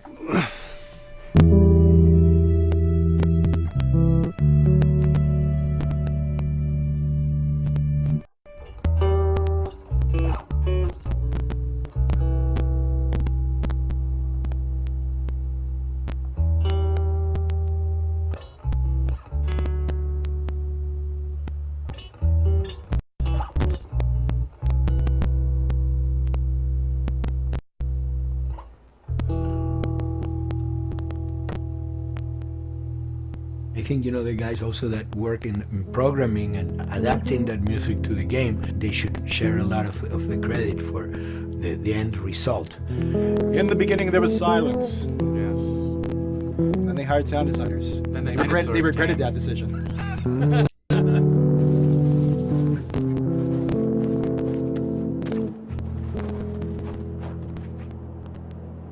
Hold it steady. Ha! Got you! In a much quieter environment like that, we really had to fill out the soundscape with much more natural sounds, much more detailed, delicate sounds. The tension comes from the lack of sound, in a way. Your brain is thrown off because we're expected to hear buses and crowds. All of a sudden I hear wind and leaves rustling. Again, it's creepy and beautiful at the same time because it's almost like I'm going on a hike, but I'm in a downtown area. Фильм то же самое, даже короткие ролики то же самое. Определенная студия, которая занимается звуком, музыку, есть много-много итераций. To Neil, I mean, we were going through the iterations, so he just did not want like yells and screeches and what he called, like, you know, kind of witchy qualities, like cackling witch. He didn't want anything like that. It was a little bit of a head scratcher to figure out, okay, how do we make it sound human but not human? Yeah. We really did not want to use any animals. We wanted these all to be human. Derek and I basically decided to hire a couple of voice actors who did some interesting work vocally to come see if they can come up with something. And we worked with this girl, Misty Lee. She started giving us these really great screeches. And that's no process. Yeah, that's just her voice. And it started going into this little click. We also used a little bit of Phil's voice.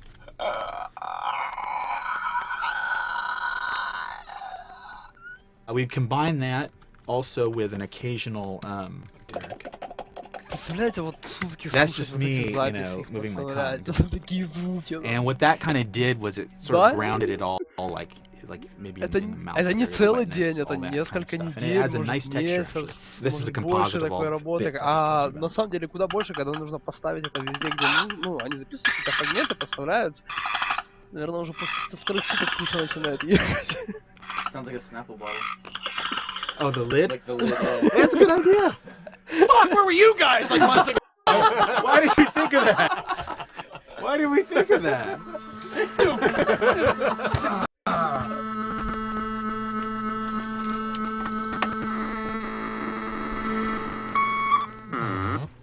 Viewers at home, you're probably wondering what this is.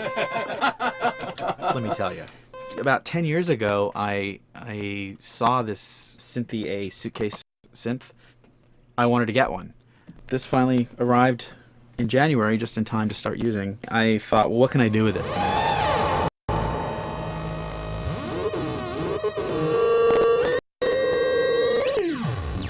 In Lakeside, there's a whiteout that happens, and this thing has a noise generator, which gives really convincing wind sound.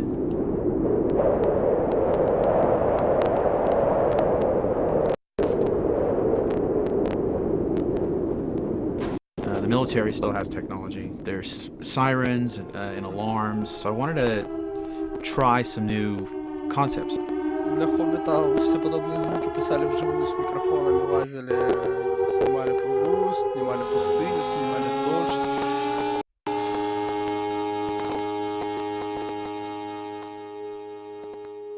Снимали, можно так сказать. What? Nothing, it's just... I've never seen anything like this, that's all. You mean the woods? Yeah. Never walked through the woods. It's kind of cool.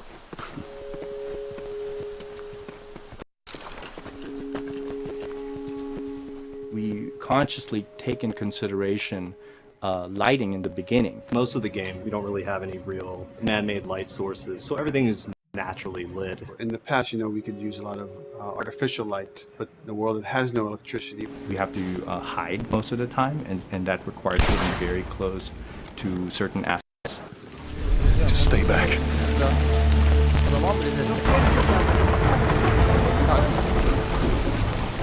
Otherwise, Detail's expensive, and if you build up too much of it, you end up running into technical problems, right? Your engine slows down. When the frame rate goes down, everyone can bring up the profiling tools and see which parts of the frame actually cause the drop of the frame rate. This is the profiling tool. These are all the SPUs. Here's the GPU, and then here's the PPU. You can see, like, here's the main process, and here's all the sub-processes, and you can see, tells you, like, how many milliseconds and cycles it's taking. The programmers are whiz at modifying this stuff and realizing, oh my god, why is this thing so big? We're taking 10 milliseconds on this thing, and then that's when they come over and find somebody and hit them over the head with a club and be like, why are you doing this? I love, we put the 30 frames per second goal because that's what we shoot for. Someone nicely put the 60 frames per second goal. It's like, yeah, we're not going to hit that. Lighters usually can come up with different lighting setup that still looks great, but is less costly in terms of performance. did you talk to the character artist about her hand? So her face is getting a lot of spec, but then her arm is just like bone dry. You think something we can tweak in shader? We'll have to send back to character team Michael to take a look. I can play with the lights and see if that creates more like spec. Yeah. I've never ever focused on lighting and how much sensitivity there is to that here. One of the first lighting scenarios I had to do was like 7 a.m. like overcast, and I'd like wake up early and like take photos with my phone. What color are the shadows? What color is the light? It is a master's course unto itself of how to deal with ambient lighting because I've never had to use it so much. Man, this is kind of sad. What is? All this music that's just sitting here. No one's around to listen to it. I don't know, it doesn't seem right. All the characters cast soft shadows onto the environment. Even when there is no direct sunlight or no direct light sources, we still have nice fuzzy shadows. When you're walking down the hallway and you see your soft shadow goes along with you projecting on the wall on the environment, that make everything look real.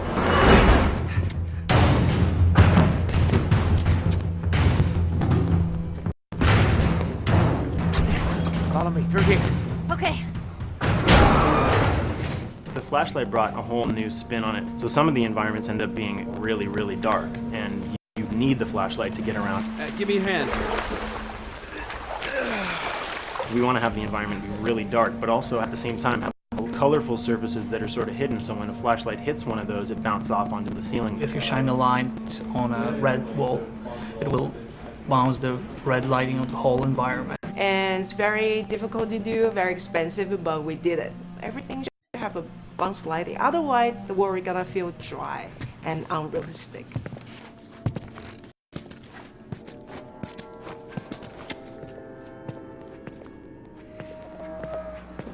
I guess this is where the assholes sleep. I mean, slept. This engine is really driven in a way towards a very high level of cinematic control over each frame. And hopefully, if we achieve our goal, you'll see it is beautiful. There are these truly beautiful moments amid all this chaos and destruction. And once we're done with this whole thing, I'll take you out play the guitar. What do you say, huh? PlayStation 3 не может быть. Ellie, come on. Могут быть компьютеры и консоли. I got you. Damn it, Bill. What just happened? One of Bill's stupid traps. There. That fridge, it looks like that's a counterweight. Okay. The story really dictates sort of the arc of the overall pacing. Storytelling would always want to be subtle. They would always want to keep the world grounded in reality. But gameplay has requirements where the player needs to see this thing. The player needs to immediately know that the enemy is attacking, that this room is dangerous, that this room is a puzzle that you have to solve. What are the things that we can do on the joystick to make you feel the same way that these characters are going to feel when we get to this next pinch point in the story? There's a turn in a scene that we need these characters to take, and we need you to feel it or understand that, and that means you have to play it. Sam! Oh, thank God. Keep running. Norway, over there. Run!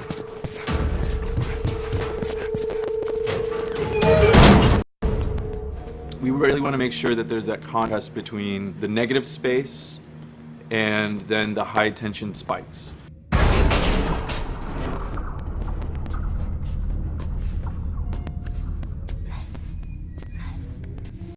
A lot of times we won't play music, or we'll play very minimal music just to let you know kind of the state, whether you're still in stealth or combat has broken out. Hearing someone's footsteps or hearing a person breathing on the other side of the door has so much tension to it.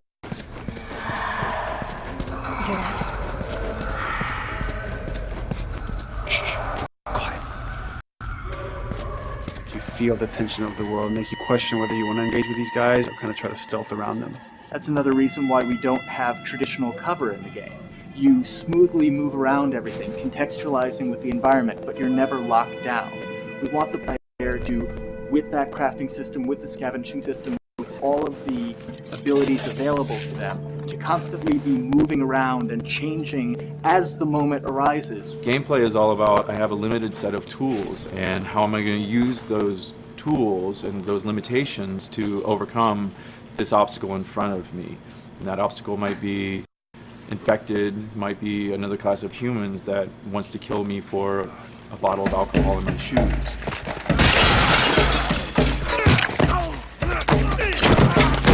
It was important for us that we don't underplay the violence, because then the threat doesn't seem as real.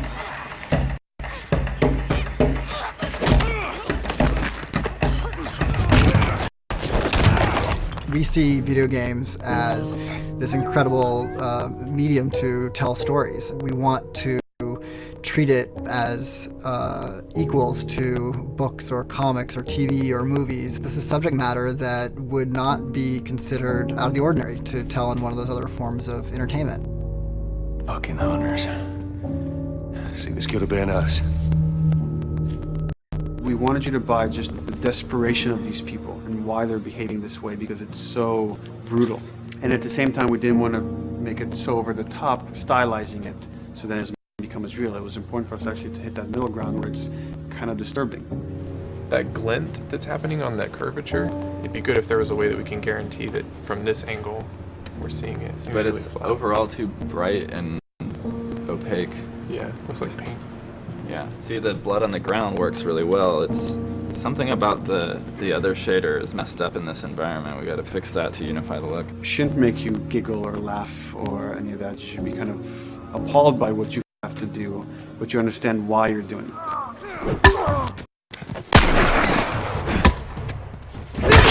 You want to feel each hit. You want to feel each concussive strike. Lives are at stake. You want a death animation to have impactful performance, not just have a guy keel over and ragdoll. In real life, a guy hitting a guy takes a half a second, but in the game world, you want that to be as instantaneous as possible. I live my whole life in this very ugly test level. I basically just fight dudes in here all the time. Almost every move is divided between like an intro and a swing. And one of the many things I have to end up doing is like counting frames and being like, okay, on frame 18, I want you to get out of here. I want you to be able to start moving. Every hit reaction that an NPC plays, they are not necessarily in the correct pose. When you strike them the next time, we just pop them with a 0 frame animation change, which is usually kind of a no-no, you know what I mean? Normally you want characters to blend smoothly and realistically into animations. But what we found is that you can cover that pop up with a heavy impact. They can go from almost any pose into the pose that the impact starts from, and your eye just covers up the transition for you. So if you throw a brick at a guy, it puts him in this like kind of staggering stun state. And that changes the moves that you do when you come up and punch him. So now I'm gonna come up and punch him, and now when you're punching him, because you've hit him down, you get this like auto aim moment where you get like a free headshot. I try to make it so that, you know, if you kind of know what you're doing, that you can set yourself up for 1 + 2 = 3. Right here! Memory on a console is a very precious resource. All of Joel's animations with every weapon, all the NPC animations, the stealth kills, you know, all of that stuff happening need to fit within a 4 meg to 5 meg memory footprint. This is a list of everything that's loaded in game and how much memory it's taking, because memory is our most precious resource right now. So we have a level, we call it the bookstore, it's in Hunter City, and this is a zone, for example. So when I set an AI to this zone, he will never leave its boundaries. I want guys to guard the exit where you have to go through, so I'll zone a couple guys around there to make sure that they, you know, they can fight you and use all this cover, but they want to stay around this door. This is another key component of the AI, is what we call the nav mesh. This defines the overall play space of where an AI knows he can or cannot go. Hey look, that's where a cover used to be, and there's a hole cut out for it. I gotta fix that. Here's some other wonderful things. These little red polygons, yeah, that means they're not linking right for some reason, so that means they can't really walk through here properly. It's a bug, and I need to fix it. Welcome to my life.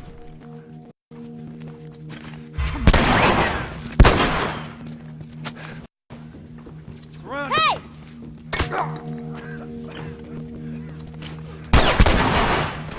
If you look at a lot of games, NPCs are usually only alive for, you know, a few seconds before the player ends up shooting them and then they're dead. We want our guys to be much more dangerous and much more threatening, which means they have to be alive for longer. They need to exist in the world for longer, which means you as the player can witness them acting out their behaviors for longer.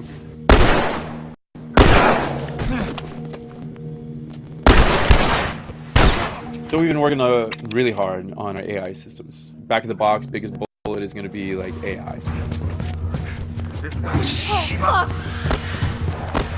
So we tried a number of different prototypes with the buddies, including having Ellie be super independent of you. She would try to flank the enemies, get behind them, or get between you and them. And a lot of times those decisions should surprise you, just like a real person, a real character would surprise you. And we discovered after many different prototypes, the best thing for her to do generally is to stay very near you.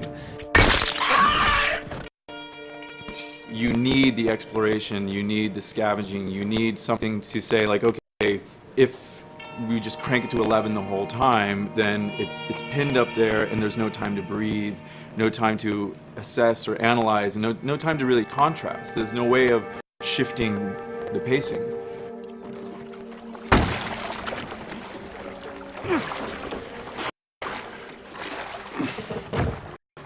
Puzzles are really weird, especially like Naughty Dog puzzles. I think they're very simple and satisfying. Most of this puzzle is strict exploration. You can see the ladder here, you can see the pallet there, you can see a clear route up to the ladder. So you're like, okay, maybe I have to get Ellie to the pallet, push the pallet over to the side, and like climb up and lower the ladder. So that whole part is like, that's not a puzzle, that's not regarded as a puzzle, but when you feel like you've got to the solution and you're like, okay, I'm going to climb this ladder, and you climb it, and it breaks off, hopefully then the player will feel a little bit stumped and they'll be like, I'm not really sure what I am meant to do now. And so this is where the puzzle starts. Hopefully at this point, like all of the elements that the player needs to solve the puzzle are very familiar to them because they've been through the previous exploration beats. They're improvising with elements that are at their disposal. That's a really sort of like a strong theme throughout like The Last of Us. Like you're a survivor, you'll take whatever tools you're given and you'll use them in like creative ways to survive.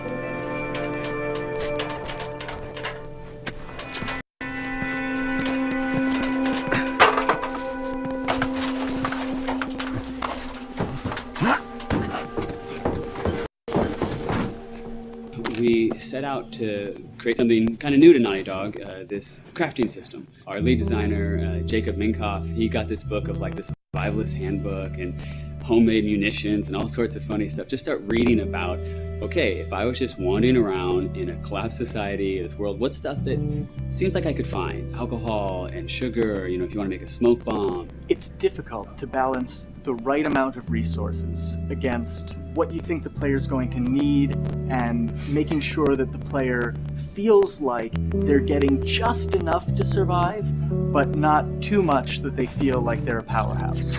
We wanted you to be forced to make some choices in the world that showed how depleted the resources were.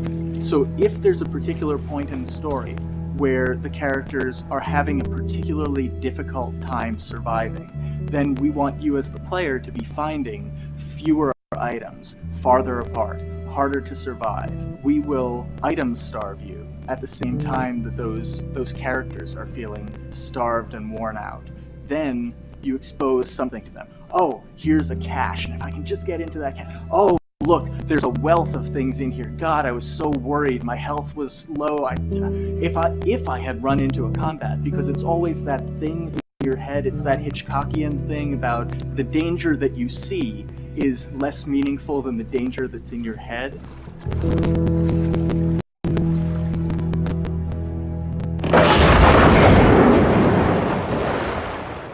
When we're designing the levels, you know, it's nice to have the stuff that we know people are going to encounter. You know, we kind of call this some of the critical path stuff. These are the things that 9 out of 10 players are going to find. They're right in the way, it's where you have to go. And then, whenever designing a level, you want to have that little nook and cranny, right? You want to reward the player, being like, oh, you went over here.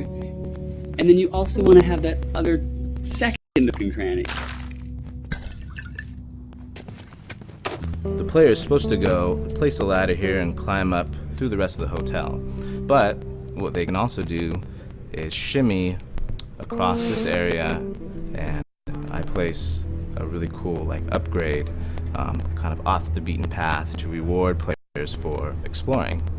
So if they come all the way over here, they're going to get this really cool training manual. It's a funny little bit of trivia. The HUD system, not the menus, not like when you hit start and stuff, but the actual HUD system where you see the reticles and stuff, was literally created for an E3 demo early in Uncharted 1, and that's been our HUD system, the foundation of our HUD system for the last 4 games. First time in Naughty Dog's history, we hired Alex. She's awesome, and she's got a really good understanding of UI and how it applies to games. The thing that I hate about any game's UI is when it pulls you out of the game for too long. No one wants to spend time in menus. Nobody loves UI, if we're being honest. Like, weapon slotting has probably gone through more iterations than any other system. The stuff that we finally ended up implementing, you press select, you get into this menu, then you D-pad left and right through the slots, and then D-pad up and down will change the weapon, and then just, you don't have to press X or anything, you just select out of it. When you're still, like Joel is here, that's fine, but then as soon as you get into an actual situation, so I'm gonna go over here and cause some trouble. Okay, so, oh, here they come, oh god. Alright, so now I'm out of ammo, now I need to like, get back in that menu. I have to like run away from them, get into the menu, get out of it. And it ends up feeling like super clunky. Like again, okay, I'm out of ammo again. Get out of here. I need to take out one of my other long guns. And now Bill's in trouble. Bill's in trouble over here. And I've got to like I'm in a menu now and it's like, oh shit, whoever designed this UI is so bad. Like, what were they thinking? Bill's gonna die. In theory, it worked. But then in practice, it felt a little clunky. We wanted it to be the absolute minimum amount of button presses. You don't say to yourself, oh, I'm never going to be able to do this in time, so I'm just going to give up. I'll die, I'll restart, let me try again. You want to always make the player feel that there is a way to survive. They can just do this fast enough. And like what's going to go in now, if you just left-right D-pad through this stuff, you swap out your guns, like between long gun and short gun. If you're now on this gun and you were to hold X to pick your gun. So it all happens within the same system that you're using to slot the weapons. The first iteration that I did on that was awful. It just took way too long to get in. It was just a mess. QA was so upset at me like all the time. I'm sure they hate me now because of that system.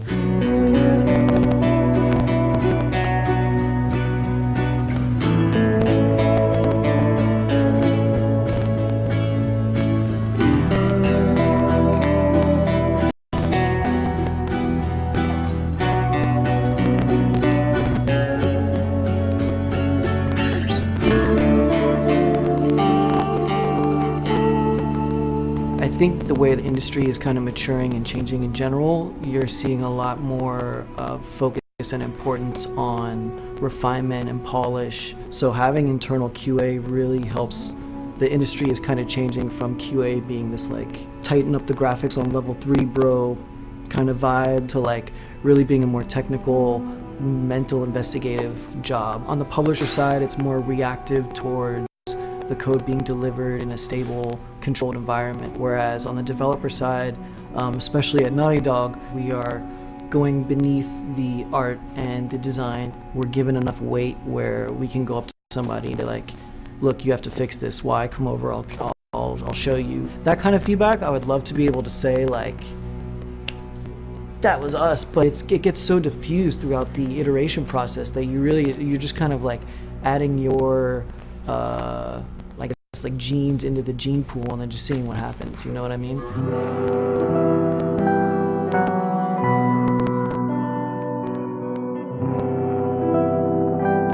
Everyone's working all the time now. But like I tell people, like 7 weeks and then you can have tons of time off, enjoy the sun, you know? But for now, it's like, this is it for everybody.